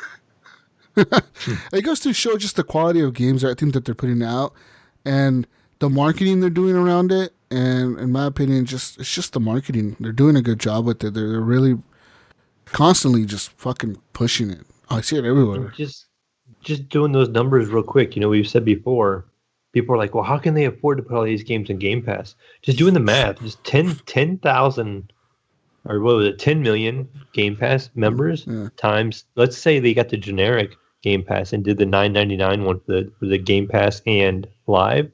It's $100 million. That's $100 million a month. Yeah, making that's $1.2 billion a year. just if everyone signed up for the basic one. I signed up personally for the ultimate, so that's $15 a month. And I know you're gonna have people out there paying $1, so that 15 will kind of offset. So we're probably still looking. But even if you said looking at $100,000 a month, even if you said like let's say like even if you said you say that half of those people are having the $1 subscription, you still have 50 million a month. You know what I mean? In a year, that's $600 million a year. Yeah. That's a lot of money just coming in on subscriptions, not to mention the DLC they sell for these games. The other games that they may get you to buy if you're in the store looking at Game Pass games, like, oh, I want to buy that. You know, you end up buying other shit. You end up buying controllers. You end up buying peripherals, fucking headsets, fucking controllers, fucking, you know, just start buying random little shit here and there. Oh, I spend $5 on this DLC or whatever. You start spending money on DLC. They make bank, dude. Yeah, that's a lot of money. It just makes me wonder also, I'm curious about, I'm trying to think of what game it was that came to Game Pass when I was listening to a podcast where, you know, like, you know, they're not supposed to talk about how much they get paid, but I thought, man, $600 million a year, Mayo. That makes me think that like they probably tell like the publisher, hey, every time a person, a user downloads this game or something, like you get $10 or something, Yeah, it's probably something like that. So that's probably because it makes sense only if they did like they recently did what, Red Dead Redemption 2, I think it was, and yeah, they were adding that. So that's just for all the people that didn't buy it, and said, "Oh my gosh, now I can play it. I have Game Pass." Now they can play this on Game Pass. You know what I mean? Yeah. And like, I don't have to pay $50 or what it's actually. That's amazing, dude. Red Dead that game's an amazing fucking game. It truly is, in my opinion. GTA 5, so you get a lot of big heavy hitters. One of even the best games ever made. And that shit's on Game Pass. Fucking ridiculous. And yeah, and it's gonna keep growing, I think, and eventually, like on the PC side, I think eventually the PC players are gonna figure out like, why the fuck am I spending some money on Steam? And I sign up for Game Pass and save some money. You know what I mean? I think a lot of PC players are start realizing that. Even now, I feel like a lot of them still. I feel like the loyalty is still there for Steam, but I think. Yeah, definitely. If Microsoft keeps at it, though, Microsoft will keep at it, though, and I think eventually they will break through, and just people will start looking at Microsoft more seriously for gaming. I wonder. Definitely. Not trying to like protect Steam or whatever. You guys want to see I'm a big Steam or whatever. I do like Steam, yes, but I do love Game Pass also. I wonder what Steam will do or Valve will do to counter that. I wonder if they'll end up making their own pass, but that's also hard because there's such a variety. They're just a store. Yeah. Where they're not exactly Microsoft a publisher, right? Unless Valve. But maybe they can work out with something with somebody, or they work out something with EA or somebody. Yeah, but you have so many of your indie developer games on Steam, and those rare hidden gems or something like that. How do you get those involved and stuff like that? Do you do just indie companies or do you do big AAA companies? Because EA has nothing to do with Steam. You can start with the indies. You can start there, right? And then you get more eyeballs on this thing, and they'll think, "Wow, like we want a part of that too." So it would be a good start. Yeah, it'd be just interesting to see if there's anything that ever comes from Steam in that aspect, or if they just kind of keep on with what they're doing and just ignore what Microsoft's doing. And I think that would be a mistake because, that's kind of like the elephant in the room right now. They're kind of charging into the PC market full head of steam. Yeah. So. I mean, we'll see. I don't know what's going to happen with all that. It's going to be weird. Because I think Stadia's still in this. So I don't know. Are they? Are they? I mean, they're there, but kind of. I mean, even people in our community, I noticed on our Discord, they were talking about it. And when they're doing the free trial, they canceled the free trial because it wasn't, streaming that great to them. And right. I did. I canceled it right away. I didn't talk about it, but I did. Like, I thought, oh, let me download this on my, what did I play it on? Oh, PC. And I think I have no interest playing it on my iPhone 11 Plus or whatever. I want to play it on my iPad, because I'm old. Right. I got a bad eye, so I thought, no, it's not available there. You can't play it on an iOS device. No iPad's available. I was like, what? Forget it then. I don't want to play it. Cancel. Yeah. I can't remember. I know I do not do it myself, but have you guys used the? I'm pretty sure it's out, right? The broadcasting feature on the Xbox. Can't we broadcast to our mobile devices now? Yeah, that's always been available, though. It's always been a thing. When they did their my mind's going tonight. What's their streaming service right now? They're working on Project X Cloud. Yeah, just their X Cloud because they were going to do streaming from your Xbox to, like, say, a tablet.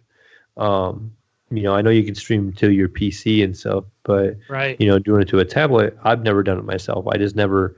I don't have an iPad or a tablet. I just have my Note 9 phone, and it's too small of a screen for me to even want to play games on it at the house. Yeah, so I think we got to wait for Stadia, and right now, Project X Cloud is available on the Hobo Androids, right? And It's only available to the beta people on iOS, which I didn't get to be a part of.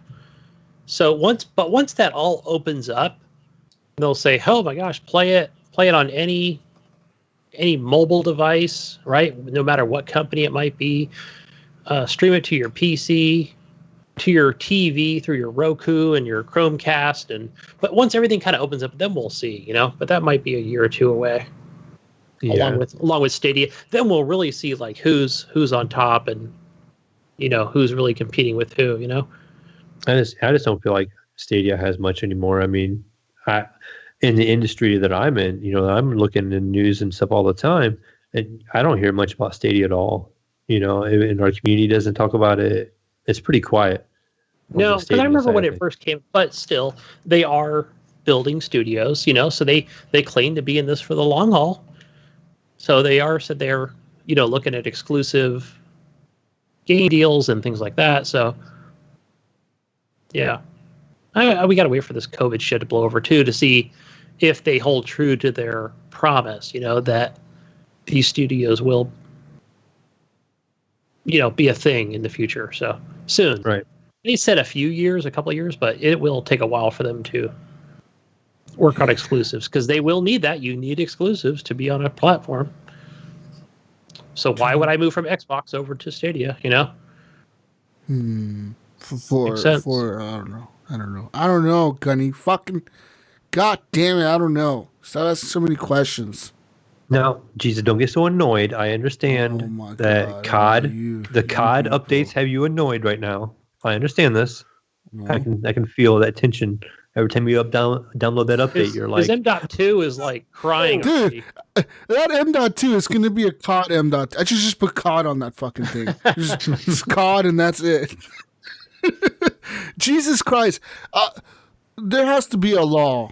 If I was a senator, people should vote for me for president this election. Because if I became president, I would make it a fucking executive order that video games cannot be bigger than 50 gigabytes in size. That's it, motherfucker. 2020. That's it. I don't give a fuck what it takes for you to compress your game. I don't care, Rockstar. I don't care you make a big world. I don't care about the graphics. You motherfuckers. Nintendo does fine. They got like little cartridges shits with 2 gigabytes on them or whatever. They do just fine. I got a question for you, Jesus, before you really read this article talking about these enormous patch sizes for Call of Duty. But let's say this. Let's say I go to Blizzard and, there's a demo for the full Call of Duty multiplayer, right? And that's only 30 gigs. That's all I need, right? It's like it's got all the multiplayer shit on there I can want, and that includes like the single player stuff, right? Or no. But no, let me say this, and it's 200 gigs, right? What if you find out I do a hack and I have the full game at 30 gigs? Would you throw your PC out the window? What? I think that would be. I don't know either. Excuse me? I kind of screwed it up, but I'm just saying if you find out, because it's like 200 gigs, but really it's only supposed to be 30. That would suck. There's probably just so many assets to this game. It's unbelievable. Well, it's so weird because, you think of these updates, and I know people in our community even, I see it on Discord complaining about the download size, and they're like, oh, there's another update, and they're like, how big is this one going to be, and does it just keep 700 add gigs to the base of the game? You don't even know what they add. They don't even add new shit. It's like, what did you?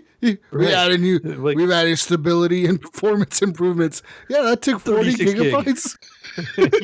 General stability, like it's like they hired some fucking intern at fucking Activision Call of Duty. He's like, all right, kid, you're gonna write the patch notes, and he looks at the notes. Right, he's like a Friday afternoon. He's about to get off work.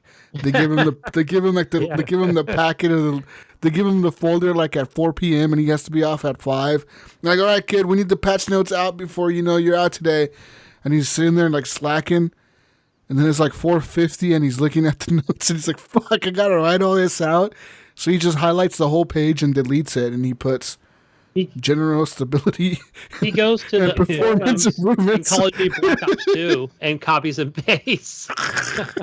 He puts general stability and performance improvements, and then he puts those in like little quotation marks. And then he puts performance enhancements. And that's it. And he's like, enter.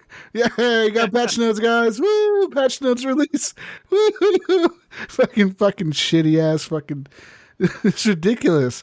But let's talk about this article here. Since Call of Duty Modern Warfare has launched last year, it has been increasingly and steadily just growing in size. Following this last week's latest patch, additional DLC content, the Modern Warfare file size now occupies close to 200 gigabytes on any given platform. And these updates must be had, and they are required to keep playing the game online. They also mean even those buying a new physical copy must install all these updates before they can even play. Modern Warfare on PC currently just takes over just 180 gigabytes, Mayo, of hard drive space, while ringing in at just over 185 gigabytes on the PS4 and the Xbox One. Now, this follows two patches that went live on April 28th. On the PC, they were combined into a single 32 gigabyte download, where it was split into a 12 gigabyte title update and an additional 18 gigabyte DLC download on the consoles. Warzone players on the console could skip the second of the two updates, reducing their overall download requirement and file size. It says here, downloading the big updates has become normal for Modern Warfare players, so much so that developer Infinity Ward addressed it specifically in February during the lead up to Season 2. Infinity Ward stressed that the large update size at the time, in excess of 50 gig, would help reduce update sizes in the future, while also improving the game's overall footprint on your hard drive. While 32 gigabytes is smaller, the game's growing size is concerning, specifically as it inches closer toward 50% of the total internal capacity of both the PS4 and the Xbox One S.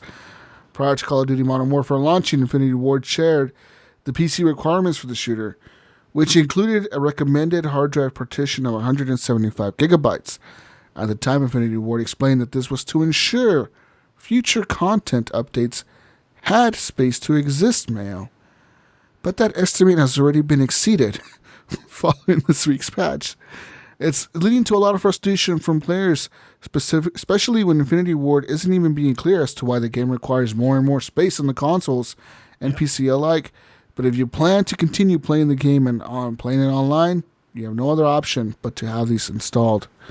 So, they come out and they say 175 gigs, guys. Why it's so big? Because we're going to put all these updates and we're going to have enough space, Mayo and Gunny. You got to have enough space. So then you make enough space, and now they used up all that space and then some. What the fuck? Yeah.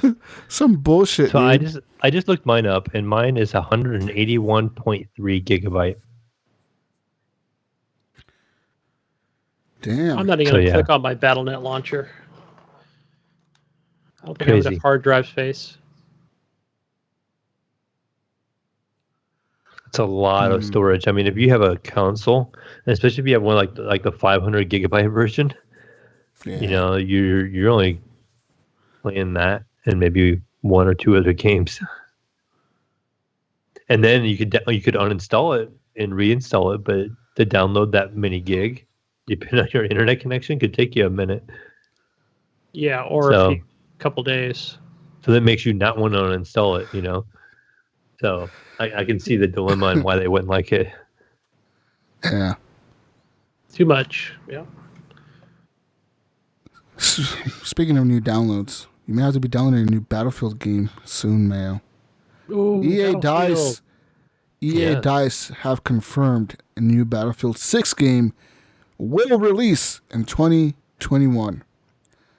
EA and DICE have confirmed that Battlefield 6 is on its way, and it will be on store shelves sooner than you might think. Next-gen Battlefield 6 is coming to the PS5 and Xbox Series X in 2021! Yay! EA DICE, which is EA's developer, are apparently placing the final touches to the remastered versions of Star Wars Battlefront 2 and Battlefield 5. Therefore, with the fifth remastered installment of Battlefield yet to be released, it demonstrates that EA is already thinking far into the future. EA DICE a popular video game developer, made some huge announcements in their recent blog post. The company reported that the Battle on Scarif update will release for Star Wars Battlefront 2 a few days ago. You hear that, Jonathan? 29th. This will be the penultimate update for the game. Apart from this, the release date of the next Battlefield is confirmed. So I think it's going to be a sick-ass game, and I hope to have crossplay.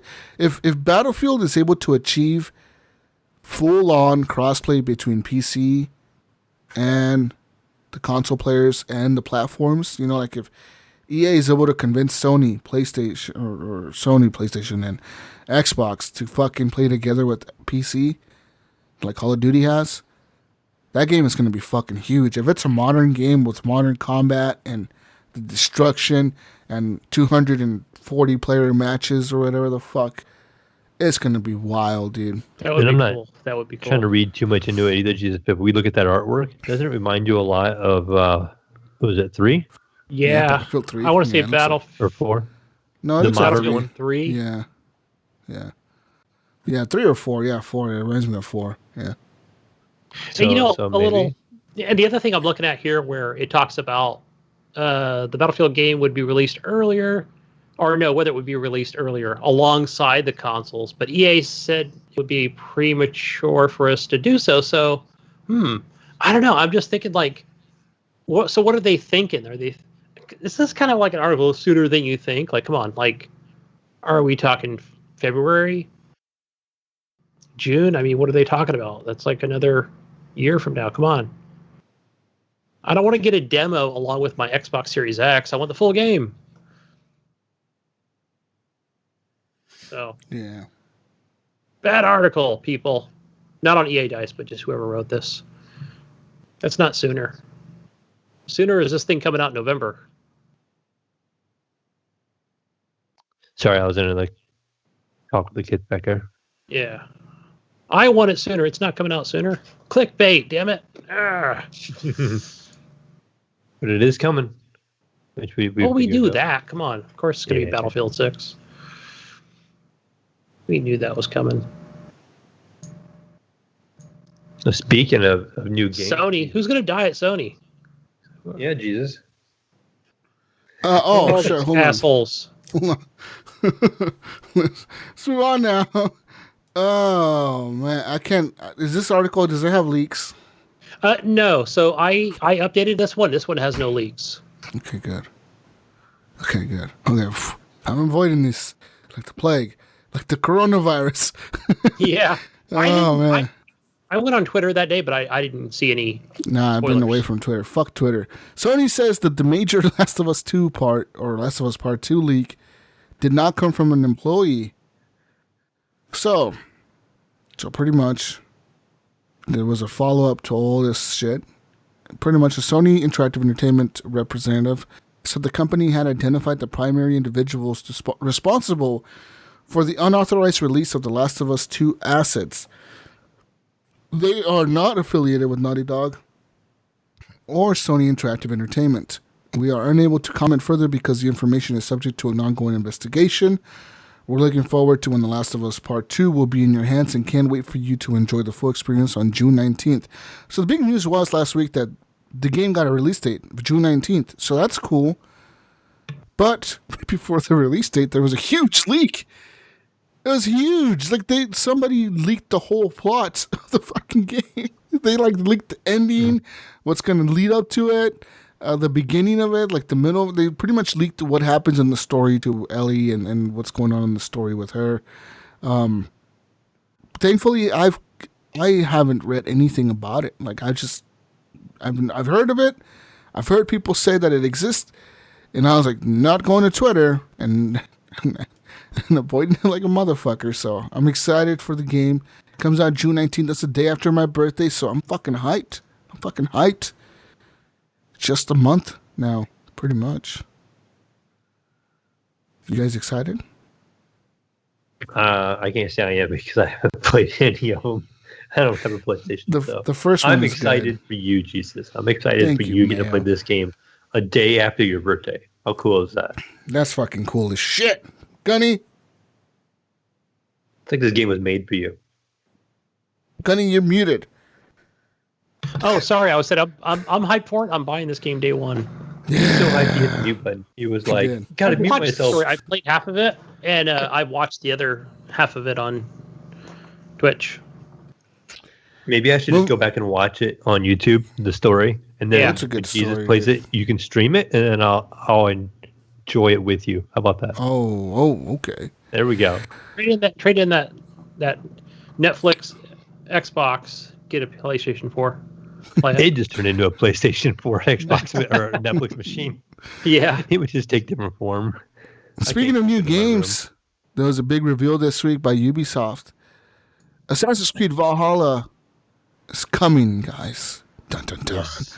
This is the newest installment for the Assassin's Creed series being released this fall or this holiday season, 2020. They said it looks fucking cool. It's a Viking setting. Vikings fighting against like the English or whatever.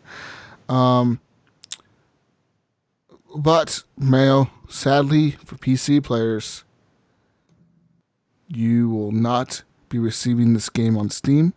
It's only going to be available through the Ubisoft Uplay Store and good old Epic Games Store. That's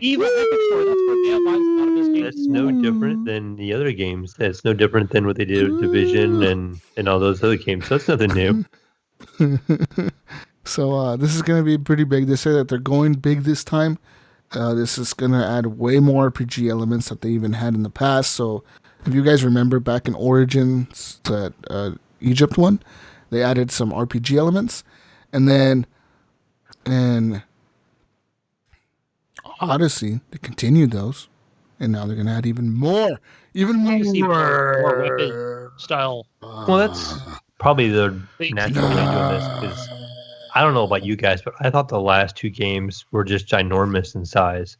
They are. So I would rather them add something more like an RGBL. Look, I got RGB on my mind. RPG elements to a game like that instead of making it bigger because it's already plenty big. I haven't finished the last one. So I'd rather see. I won't finish the last one for a couple of years now. a better skill tree and stuff like that, and more options to play. Maybe make it more enticing. Like instead of having a limited skill tree in a big game, I'd rather have a bigger skill tree in a smaller game. Make that gameplay better. So cool. Hopefully it turns out good. Even if they did something like where, hey, like take these perk points and where are you going to place them? I'd even be good with that. Sure, add all those things, because right now it's like even with the last two where it was just upgrade your weapon. Okay, here it's upgraded. That was really that's all there was to it.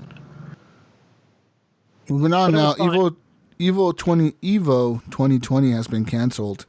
It's going to be replaced with an online event. This is the biggest fighting tournament of the year, Evo 2020. It's the latest event to cancel due to the coronavirus pandemic, but it is not going away entirely. So, it's canceled. This usually takes event in Las Vegas. Usually takes place at the Mandalay Bay. Yep. But this year they're canceling it, and they're refunding all purchased tickets already. But to keep the Evo spirit alive, they're bringing the event online this summer.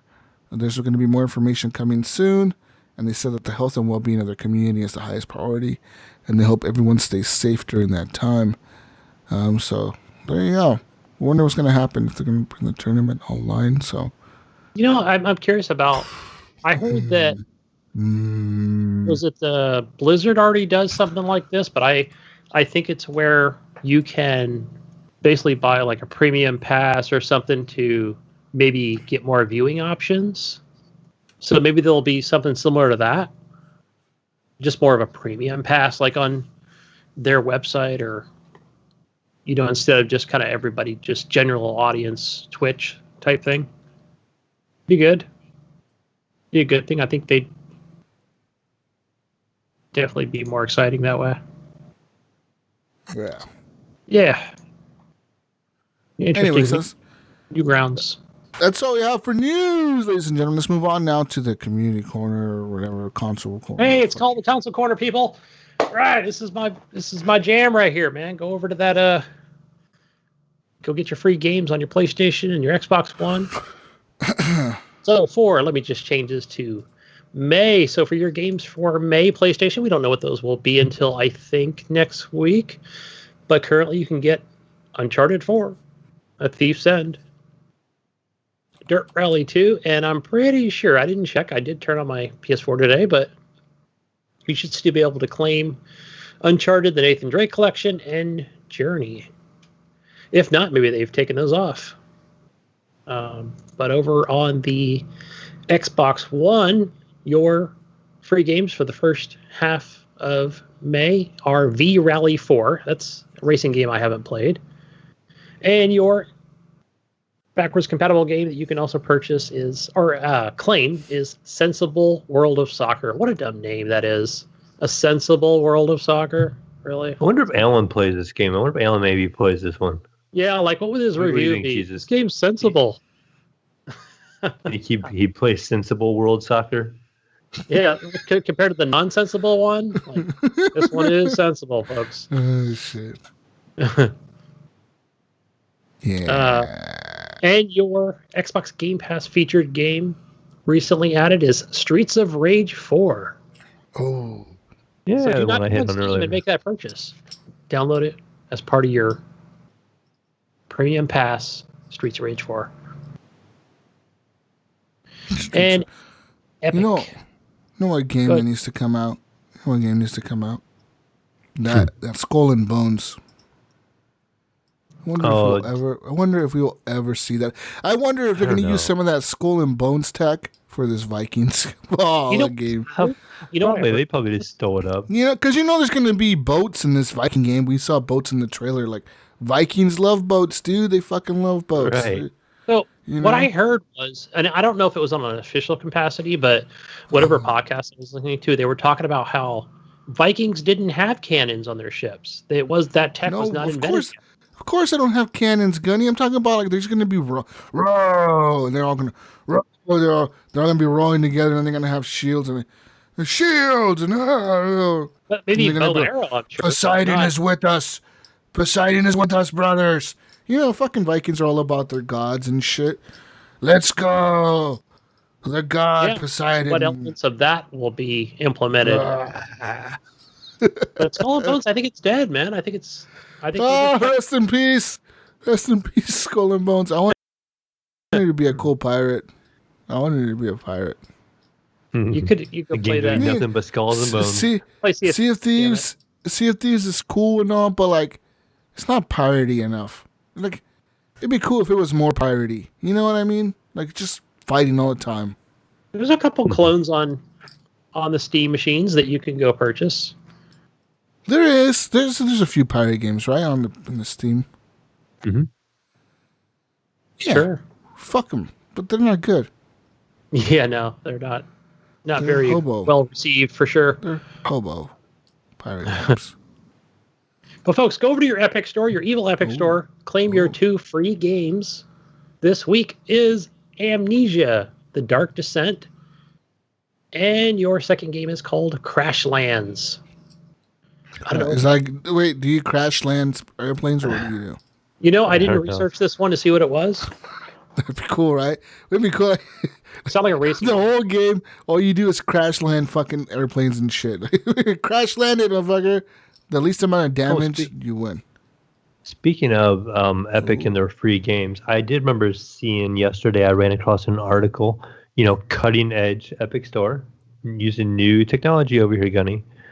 They are not going to require that you have 2-factor authentication, this new technology, to be able to reclaim the free games now. So if you want to start claiming the free games anymore, you need to have 2-factor to protect your account. When does this come out? Because I didn't have to do it today. I'm not sure when it's supposed to come out, but it should be really soon. What's the second factor? It didn't say. I didn't read it in the article. Or your phone. Yeah, Gunny, how did getting your Steam account back? How did that turn out for you this week? Oh, that worked. That actually. Oh, sorry. Yes. I always forget. Like, not everybody knows on the show. Like, I usually resolve that stuff like on Discord. But yeah, actually, the next morning, Steam was like, "Yeah, you idiot. We see that you got your shit hacked. Here's your stuff back." I was like, "Thank you." Did you tell him you authorized the hacking by God, I probably disabling your two-factor option for reply. There was an option to go resolve, but man, I probably would have put something in there like what a bonehead I was. Yes, I actually authorized it stupidly. Jesus, man, I can't believe you did that.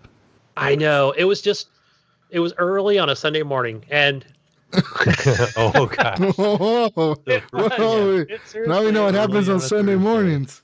Right. Before coffee, like before I get coffee. Oh man, it's early on a Sunday. You know what you mean. I can't believe I did it because I knew I was like, man, what an idiot. I thought to myself. So that I was really like sweating bullets because I thought, I couldn't play. Speaking of a game I didn't talk about was Black Mesa. I'm at the last boss. Oh. And I can't beat him. I'm like, where's baby mode? Because there is no like difficulty. Every time you talk about that shit, I need to go back to fucking Half-Life Alyx. Oh yeah, you haven't talked about that in a while. But, and the fucking walking. I need to get back to all those VR games. Fuck. Yeah, you put that headset. It's like that VR curse we talk about. You get away from it, and then you're like, oh, I need to go back and play it. Then you go back and play it, and it's like, this is amazing. How can I stop playing? Best thing ever made. Woo! Well, I've got my PS4 in here, and I've been playing little things like I'll play Days Gone for a few minutes or something. But in order for me to play VR, I have to put it in the living room. That's where the headset is.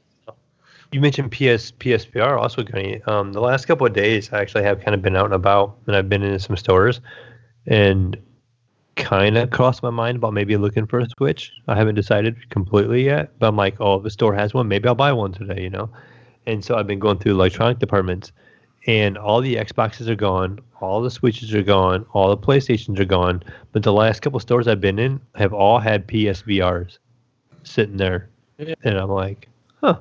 I think it's just that's something I normally never see. Yeah, they're not very trending at the moment. Unlike the Oculus, because those are gone. Yeah, the Oculus, you just can't. You literally just can't buy. I would have bought already for the kid. Well, for me and him. They're IAM says he has a cousin or something that works for Facebook. He works at the Oculus place. And he can't even get one if he wanted one. So, like, you just can't buy them right now. They're fucking sold out everywhere. Wait a minute, Gunny. Wait a minute. Hold on. Maybe I found one. Oh, no, it's out of stock. Yeah. I know, right? Buy it now. And you click on it. Yeah, buy now. Order now. You click on it, it's sold out. Fuck. That's horrible. Hey, but speaking of this Crashlands game, I was just looking at it on the Evil Epic Store, and it talks about your dude named Flux Dabs, a galactic trucker who lost shipments getting derailed by a chin-strapped alien menace named Hewgodooko, leaving you stranded on an alien planet. What? I know, look at the gameplay, and it's kind of like... Hewgodooko. Hewgodooko, seriously, that's the name. It's like... What the fuck, Gunny? Hewgodooko. Hewgodooko. What's the name of the podcast? It's Hewgodooko. Who the fuck is Hewgodooko? I know. Where in the world is Hewgodooko? Find him now, ladies and gentlemen. Oh, man. Okay. Hewgodooko. You could buy one of the old Rifts, Gunny. Oh, no, they're out of stock, too. Oh, fuck. Never mind. No, trust me, my kid's like, he's been looking, too, because he's like... They got, like, the old Rift on the Oculus website for $299. It's pretty cheap for, like a PC VR, you know what I mean? Mm-hmm. But you still got the towers or whatever set up. Yeah. That's the shitty part, but... But moving on now, folks, over to... because Steve has no free games, Mayo. We're back to no games this week. Nothing featured. But moving on to the community questions. Question of the week. And what is our question of the week for the community, Mayo? The question was, what's a really popular game that everyone seems to love, but you didn't? So one of our first responses was Nipron. He said Animal Crossing and Gears of War. He said he stopped caring after number 2, in any Pokemon game. So he's got 3 of them that you don't like. Yeah, so for me, I'm thinking, I don't know about like really popular, but I'm thinking like maybe like Smite, something like what is that game? It's free to play, but it's also I don't know I'm trying to think of what the genre is called. It's not a tower defense, but you mean like the lane, yeah, it's got the 3 lanes when they talk about 3 lanes. Advance. Yeah. You know, I never like. You mean like League of Legends? Yeah, something like that. But I've never, I've never played those. But I certainly see the appeal to them. And then I have another one, but they're all kind of in this same genre, and that's like that new Predator game, Dead by Daylight, and Friday the 13th. You know, they all seem like this like hide and go seek sort of thing, and to me they seem stupid. I don't know. It's just not my. I don't even like watching them on Twitch. You know, even if I have a streamer that I follow, I'm like, all right, change the channel. Yeah, I don't know. I do like him. Like, I really enjoyed that Friday the 13th game when it came out. Just the problem was that no one supported it, so like it was kind of bad. You know what I mean? Like they didn't do a bad job with the game. It's just when the game came out, they didn't have enough players, and then the players they did have, the servers weren't working right, and then people started jumping. Like if a game like that launches without the support of like a big publisher, they fail if their servers fail to work correctly within the first few days, right?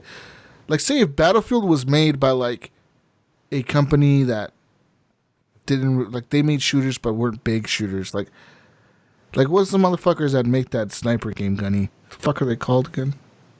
Not. I always think of it as like Ruffian games, but I know Rebellion. It's not. Rebellion, right? Yes. Say Rebellion was to make the next Battlefield, right? But they weren't published by EA. Say they were published by 505 Games or whatever the fuck.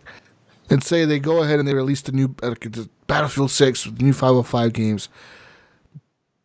If the game failed to work, like, you know how EA games, they're always like shitty the first week there's no, like, you can't get in the fucking game because the servers are down. Yes. If that was to happen to that game, people would sell their copies back to GameStop right away, and they would not play this fucking game. You know what I mean? Like, the game would just be dead after like the first 2 weeks. You wouldn't have enough players. You would have some players that stuck around, but not many. You know what I mean? The reason Battlefield is able to succeed at this when they have shitty servers, and they're able to like get him back up after 2 weeks or whatever, however long EA takes. They usually take a while sometimes, like a week or two. Say EA takes a while to get their servers. The reason is because people know Battlefield, and it's just it has a big publisher behind it. You know what I mean? It has EA, and they can market it. They can market the fuck out of it, and that's what they do. Yeah, just like they did with Anthem. They marketed the fuck out of that game, and it was just hot garbage. Yeah, and they continued to market the game. Yes, and they fucking sold millions and millions of copies of that fucking. It was like a number 1 sold game that year. Yeah. Yeah. Like 2019. They sold a shitload of copies that month. They fucking it was number 1 on the charts and everything. So, yeah, I mean, but we'll see. We'll see what happens. Yeah, and I can see Dead by Daylight. That one even kind of came out on top, and people still continue to like that game. Yeah, and they always, the cool thing about that game is Friday the 13th.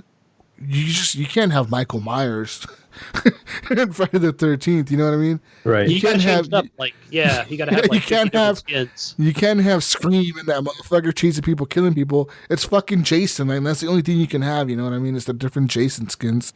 And the cool thing about Dead by Daylight is they can have every character. They could have all the serial killers. They could have Freddy Krueger, fucking Michael Myers, fucking the Scream guy, fucking and Chucky. You could have Chucky literally chasing me. You know, you could have every bad killer guy or whatever, like slasher killer. You know, like you can have all of them in there. You know, whereas in Friday the 13th, it's just fucking Jason, and some people may not like him. I don't think Jason's a cool killer. Those movies are pretty stupid, I think. Halloween is better. Hello, Jason. Halloween. Yeah. That movie was good. I know. I always think of that one. Yeah. That movie with those masks or whatever that the kids wear or something. Like, what the fuck? Is that movie? Creepy. Yeah. So creepy. I was freaked out. Shit. Normi says Call of Duty. God, Normi. Just can't. Just Jesus is hurt. No. His feelings are hurt. Just no. Just no. Right? Just keep going. Better Holland says Halo. Yeah. Said he likes the campaign, but hates the multiplayer. Yeah. I agree with you, Vader. The multiplayer is not my thing. It's cool every once in a while, but like, I don't like the crosshairs like always being on the screen. I hate that. Like CS:GO and shit, like where you cannot aim down the sights, you just like kind of like aim with the crosshair on the screen. I fucking hate that. Stupid, Mayo. Stupid. It's a stupid PC thing. You fucking hate that shit. Yeah. Anyways. So, but you know, it's funny. I mentioned that we were talking about State of Decay, but doesn't Halo kind of did that same thing with Halo 5, where if you did left trigger, what do you call that, Mayo? When you sight in? ADS. When you ADS, like I think it was Halo 5, they may have changed it where to me the camera just kind of goes another 5%, right? Just like you just get a little bit, right? That's all you get. You're gonna get 10%, but we're not going all the way, you know? It's like, yeah. It's like that's not what the community wanted. But anyway, Sagdad. Streaming Sagdad says Skyrim, Elder Scrolls 5. I don't think he played this game enough. Long game. Just fucking wow. Just keep going. You know what, Sagdad? Take your Call of Duty right now, uninstall, okay? That's what we're saying. Fucking put that on your stream. Jesus, what's wrong with these people? God. But these are games that they don't like that everybody else does. So I guess, you know. I guess. Probably correct. Chavez says, I only played COD. After I had a taste of fast-paced versatility, it was game over. I also like the higher time to kills. I believe it helps to create a higher weapon skill gap as well. Weapon skill isn't just about acquiring a target, but being able to maintain shots while strafing and while they're strafing. Not in hardcore. Yeah, and so I did reach out to time to kill in hardcore is super short. Yeah, one bullet. He's just one bullet. Yes. Yeah, he plays Destiny a lot too, though. Brian told Jr., you know, again, this is a common theme here. Call of Duty. Is it again his answer? Eric Smith, fuck off. You're being a little troll, dude. Eric, you see Eric's Kid of Duty right now? Eric's on Kid of Duty.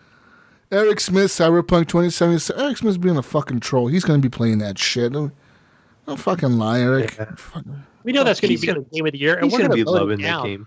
Yeah, my favorite game, guys. No. I already know Eric's game of the year. Resident Evil 1 remake. Resident Evil 3 remake is the best game ever made. It's the best game this year, guys. I played it 100 times. His runner-up will be Crysis remake. No, his runner-up will be Final Fantasy VII remake. Final Fantasy VII remake. Final Fantasy VII remake is the best remake ever made. Best thing ever. Game. It's a new game. Yeah, fuck you, Eric. Fuck you. Sarah says any Final Fantasy game. Same. I'm with her on that. I don't get the hype behind them. I played Final Fantasy 15, and then it's like, okay, cool. I made it to the first kind of big area. Yeah, I don't care. This is stupid. This Japanese dudes that are speaking English, and then out of nowhere, there's this chick that looks like she's from Alabama, and then she speaks like she's from Alabama, but everyone looks Japanese, but then some people don't look Japanese, and they sound more Japanese than the Japanese-looking dudes that sound very American. It's just very weird. I don't You sound confused. I'm very confused. It was a weird fucking game, and fuck it. I don't care. I don't fucking care, Gunny. God damn it. Yeah, some of them are just more weirder than others. Fuck those games. How about that, huh? How about that? Fuck Final Fantasy. If you like Final Fantasy, fuck that game. I just said it. Even Don Dawn Bennett, says that. even Don says the same. Ditto. Yeah, good job, Don. I'm with you there too. Fuck Final Fantasy. Sarah and Don have just become my new best friends. Fuck Eric. Let's get on that Call of Duty, guys. Daniel Taylor says any battle royale shooter. Any? Any of them, even PUBG and Apex and even like Warzone. Like, so what was the other ones that came out? Think of the other ones that came out, Gunny. Fuck. What are the failures? Fortnite. Failures. Call of Duty. Yeah. Oh, Fortnite, Call of Duty, Apex. Alan's favorite, Realm Royale. Yeah. Paladin. Oh yeah, Realm Royale. Yeah. Wow. Fucking, that Escape from failure. Elysium. H1, H1N1. No, what was it called? Is that what? H1Z1. H1. I'm thinking of the. H1N1. Thinking of the fucking virus. Oh shit. Get a COVID-19 one next year. I don't know.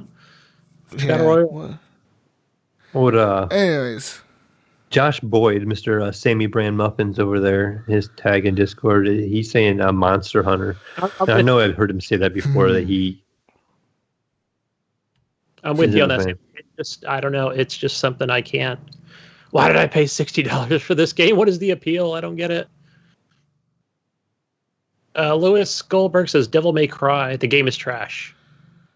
I don't know. I think that game looks phenomenal. Yeah, I don't. I'm with him too. like- Fuck Devil May Cry. Game is trash. like- You're right, Lewis Goldberg. You're right. Or I didn't Louis. play him long enough. Even Is lasting. it Louis or Lewis? Oh, sorry. Did I say Louis? Yeah, Louis? No, did I say Louis? What is it? Lewis. Maybe it's Oh, Louis. I see what you're saying. Okay. Jessica sorry, Henning says Final Fantasy, Halo, and Call of Duty. Well, I'm with you on Final Fantasy. I'm halfway with you there on Halo. Call of Duty, come on now. Call of Duty has defined the last generation of kids growing up. My generation. All right, Gunny, Mayo. Mm-hmm. Just like the Atari defined you guys growing up back in the 60s. You tell him the ColecoVision. Yes. Just like Pong Yes. redefined Mayo's life when he was 20 years old. Pac-Man. Jesus. Pac-Man. Just like 75 years ago, Gunny, when you remember playing Pong for the first time. Yeah. I remember that. All right? Bob Noble. Point is the three girls in here that mentioned something. They all said Final Fantasy. That's weird, right? Maybe it's like, could it be like the you know, because in Final Fantasy games, they do tend to over-sexualize the girls, you know what I mean? They're all good looking. They're all wearing them short shorts or short skirts. You know what I mean? Yeah. Know what I mean? Or What the hell was it? Final or Fantasy, the one that came out on Game Pass and they go to the gas station? Oh my gosh. maybe they also maybe they all have boyfriends or husbands who put hours and hours and hours in these Final Fantasy games, and so they despise them for it. Hate them. Oh shit, that's true. I didn't think about that one. That's a good one, man. That's a good one. But this is games that they like that other people don't, right? So actually, this is games that they enjoy. No, this is games that they don't like. Oh, that other people do. That's right. Yeah. That other people love. Yeah. Bob Noble says Borderlands, any of them. Meh. I was with you there until Borderlands 3. Borderlands 3 was kind of fun. And my favorite Borderlands game that's not really a Borderlands game, it's a Telltale game. It's Tales from the Borderlands. That game's still the best Borderlands game in my opinion. Because it's just a story. I don't have to do any of the stupid grinding and bullshit. It's just, I wanted a funny story. That's what I want. Give me more of that, please. Thank you, Gunny. Thank you. Good stuff, man. Seth Couch says Star Wars Battlefront. The first or second one, Seth? Or the really first one. Oh, right. I forgot there was. Mm-hmm. Hey, and speaking of that, Mayo, I did see a news article about Star Wars, the original Star Wars Battlefront, now having Steam support. Oh, Multiplayer. shit. Multiplayer. Yeah, team multiplayer. support. Wait, what? So you didn't can see just that buy also. it and play? Yes, I I think believe. before it was a single player campaign, right? I think it's in my library, actually. Oh, I'm gonna download it, man. I'm downloading it right now. Fuck it. Yeah. Fuck the podcast. I'm leaving. I'm gonna watch some old ass Star Wars Battlefront. Alexander Green, he says Animal Crossing, Fortnite, any first-person shooter like Call of Duty. He says it triggers this PTSD, and he says it pisses me off. He says those fuckers are glorifying it like it's competition. I'm gonna go on a limb here and kind of say, well, it's whatever. Violence sells, Alexander. Appreciate you and your service. I understand you got PTSD. But, let's be real. Violence is embedded in humans because it just is. From the beginning of time, motherfuckers were fighting each other back in the day in coliseums, and people would go and see people fucking kill each other in a coliseum. Violence pretty much just sells. I don't know what it is, Gunny. What is it, Gunny? Is it in our brains? Is it in our DNA? What is it? Because it obviously sells. Yeah, action movies, boxing, football wouldn't be as popular if it would. Think if football was like dudes who were like just like touching, like you tap the dude and it's like, oh, all right, you stop right here, no tackles, you stop right there. We tapped you on the shoulder. This is where the ball stops. All right, so everyone line up again, get moving. No, that shit would fucking not be as popular as it is today. You know what I mean? No, that's true. Like a lot of sports wouldn't be. Boxing wouldn't be popular. UFC wouldn't be popular. Yeah, UFC's a good one. Yeah, it's just violence is in our DNA, and I don't feel like Fortnite or first person shooters like Call of Duty glorify war. War is war, and I think war is always going to be there. Unfortunately, war. Put it this way: without war, there could never be peace because there wouldn't be the concept of peace. It would just be normal. You know what I mean? Yeah. What would the definition of peace mean? There's no peace without war. You got to have one to define the other one. You know what I mean? We wouldn't even know what the concept of peace. It would just be like fucking everyone gets along all the time, like Canada or something. This isn't Canada, right, Alexander? This isn't fucking Canada. It's just my opinion. I don't know about you guys. I understand. I appreciate your service and all that. I understand you got PTSD and that sucks. But at the same time, you signed up for the military, so you know what you're getting yourself into. I understand, it sucks, but you signed up. That's all I'm saying. Yeah, I'm trying to think of like anything else, like when he's talking about Call of Duty. Like, is there, just other games in that genre that are just more, that glorify it more? Like, what is that game? I've never seen a game. What? I don't think those games glorify it. Yeah, more movies. Movies that I think glorify it. Yeah, I do think movies do glorify it a little bit more. Like, think of like movies where like, the fucking hero saves the day at the end, whatever the fuck. You know what I mean? Like, a lot of war movies have like a good ending to them. They don't end with like the dude dying or something. You know what I mean? Like, it's always a good ending to most of them. Unless it's based on like a real battle, most of those movies have like a somewhat positive ending to them. All of them really do. It's rare that they don't. Video games, I don't know. Right, and yeah, for sure. They're just games, in my opinion. Charles Cecil says he doesn't have PSP and didn't serve, but he got the allure of an FPS that are basically combat sims. Adam Miller says any of the Battlefield games. Whoa. Come down there, Adam, all right? Chill the fuck out, buddy. Battlefield games Battlefield 2, fucking Vietnam? life, bro. Damn good DLC. Fuck yeah. Glorifying Vietnam, Gunny. Stop it. Had good music. Good multiplayer. Joe Greer says Zelda Wind Waker. Wind Walker? It means Wind Waker, right? Yep. I played that when I've seen playthroughs of it. Yeah. No big deal. People get high. Some shit Imes would say. It's a good game. Matheus Krasniak. Sorry if I fucked up your name. I probably did. Says, I have tons of these. I have tons of these motherfuckers, is what he says. Basically, any AAA gaming franchise. Well, you just like indie games? Just indies? Just indie. Fuck the big establishment, Gunny. It's just indies. That's right. Fuck EA, Activision. Fuck Steam and their stupid games. He's a Steam guy. No Valve games? I don't know, man. You got to play Black Mesa. No big games. Lexi Hines. She says she can't play scary games. Evil Within, Slender Man, anything with zombies or undead things. But I do enjoy watching other people playing. I don't know why, but it's too immersive and I get nightmares easily. As if I'm the one playing. Her husband, he loves Journey to the Savage Planet, and it looks boring to me. Oh, yeah. Shout out to Joey. Joey's wife. You know what's funny? I had that Journey to the Savage Planet game. I bought it and never played it. It's on Game Pass. I played it who the fuck could tell me to buy it? Someone kept telling me you should buy it. And I bought it and I didn't fucking play much. Wasn't that on the Epic Store? Yes. Who the fuck was it? Who told me to buy it? Damn it.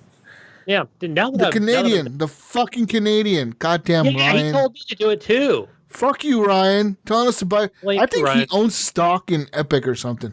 The motherfucker was telling me to buy it for weeks. If you would have been like me, I was probably advocating against you from buying it. I was probably going, it's on the evil Epic Store. You should just wait until it comes out on Steam. If you would have waited until it came out on Steam, it would have been on Game Pass and you would have never had to buy it. I don't believe you, man. Hashtag this is fake news. Fucking Canadian has stock in Epic Store making me buy Epic games. You motherfucker, Ryan. You know what? Even Kyle says Journey started off fun, but it's boring after the first boss. Collect the sample, return to the ship, rinse and repeat. Yeah. We should have listened to you, Kyle. Yeah, Kyle. He also said, though, his games are Battle Royale games, Gears, Final Fantasy series. And I guess that's it. Kyle, you know what? Take that Journey, uninstall. We had faith in you, now we don't. I'm kidding, Kyle. We got Harlan Meeks over here. He says Assassin's Creed and Call of Duty. Harlan, uninstall that. Just go uninstall, okay? Andrew says Borderlands. Johnny don't. Cool. Ted Bresswell says Red Dead Redemption 2. And I'm not going to be with you on there, Ted. I'm sorry. Fuck Mojo says Tarkov. Now, yeah, that's a game I wouldn't buy. I can watch it on Twitch, but I mean, if it's from somebody I follow. We need to play more of that, Mayo. We need to play more. What is it? Yeah, we do. Is it out yet? The fuck are we doing? Is it out yet? Is it new? Has there been updates? What the fuck's going on? Yeah, there's an update. Well, I'm sure there's updates, but we buy. Is it running RTX now? What the fuck's going on? I don't know. Fucking game. Gotta look good. Is there names above the? Did they fucking add names above the people now finally, or what the fuck? Are we still working on that update? you still have PTSD about getting shot, don't you? Yeah, motherfucker. That would be a real game right there. Hey, Mayo, I'm gonna go in this room and search the fucking. Mayo walks in right behind me. Boom! Just fucking shoots me. Oh man, dude, I just fucking tell you I was gonna come in here and check the fucking room. But you know what's even scarier now, Jesus, is I've had all this Call of Duty practice. I might not just shoot you in the leg anymore. Oh, man. Shoot me in the head and fucking kill me, you motherfucker. Hey, speaking of Jesus, your buddy Alan Maybe, he's saying Overwatch. Oh, my God. Yeah. I remember I played the demo. Overwatch is fucking great, all right? Compared to fucking...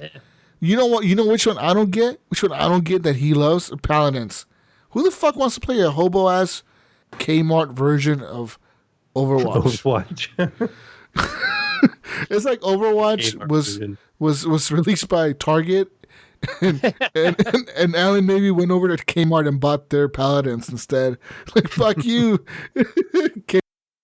Kmart's hobo ass Paladins compared to Overwatch from Target. Fuck you, Alan.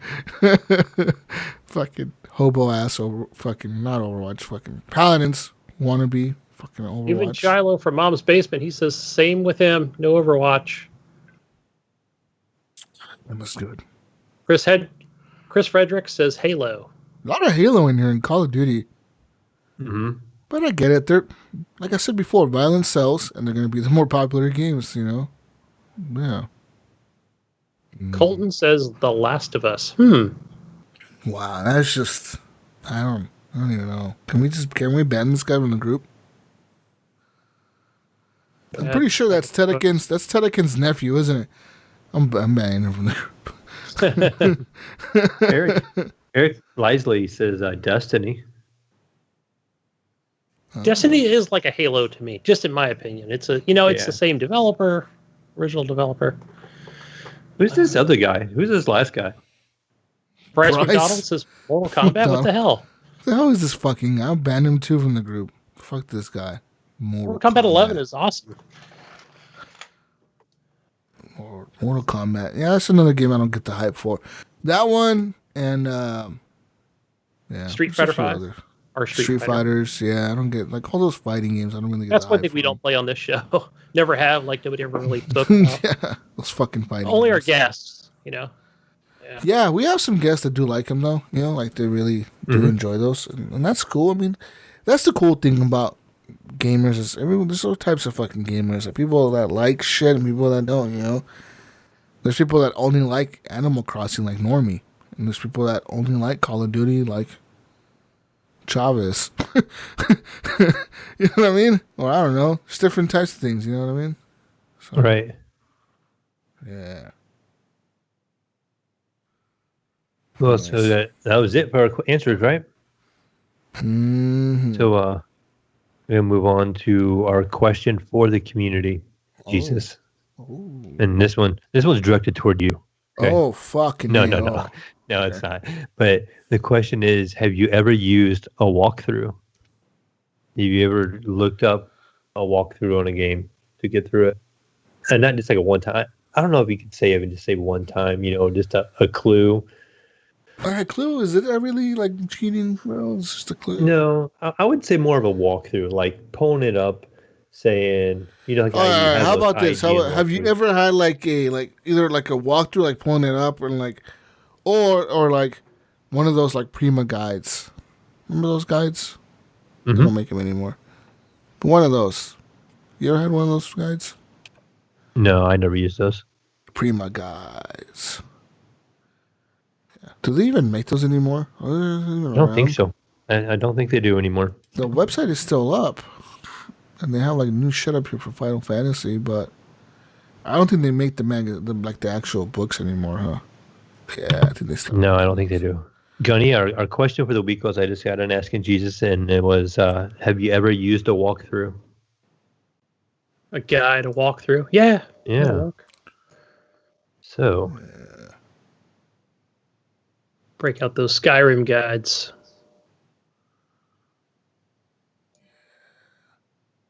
We need to know how to get through it. All right, we are almost there. So this is where Gunny, Jesus. Where do we find you guys? Oh. Hey, you know where you can find me over on that Xbox? A gamer tag Gunny Chief. One word, folks. Find me over on Steam. Don't hack me, Gunny Chief. What about you, Jesus? Find me on on everything. Jesus Walks Lot. That's what I meant to say. Yep, and everything. Go ahead. All right, you're gonna find me on Steam and Origin, Uplay, all that kind of stuff is the Mayo 1. You're gonna find me on Twitch as the Mayo 01. If you want to go back and check out those Remember Me videos, those are saved on there, and the whole entire playthrough is in there. Forget you. And also you're just gonna find me on Discord as the Mayo. That's it. All right, people. We're out of here. Thank you for listening to another show, the Horrible Gamers Podcast. We'll be back next week with more Horrible Gamers. Yay, we're out of steam. So we're going to brush our controllers and go to bed. Peace out, Brussels sprouts. We'll catch you on next week's show, the Horrible Gamers Podcast. We're out. Goodbye. See ya.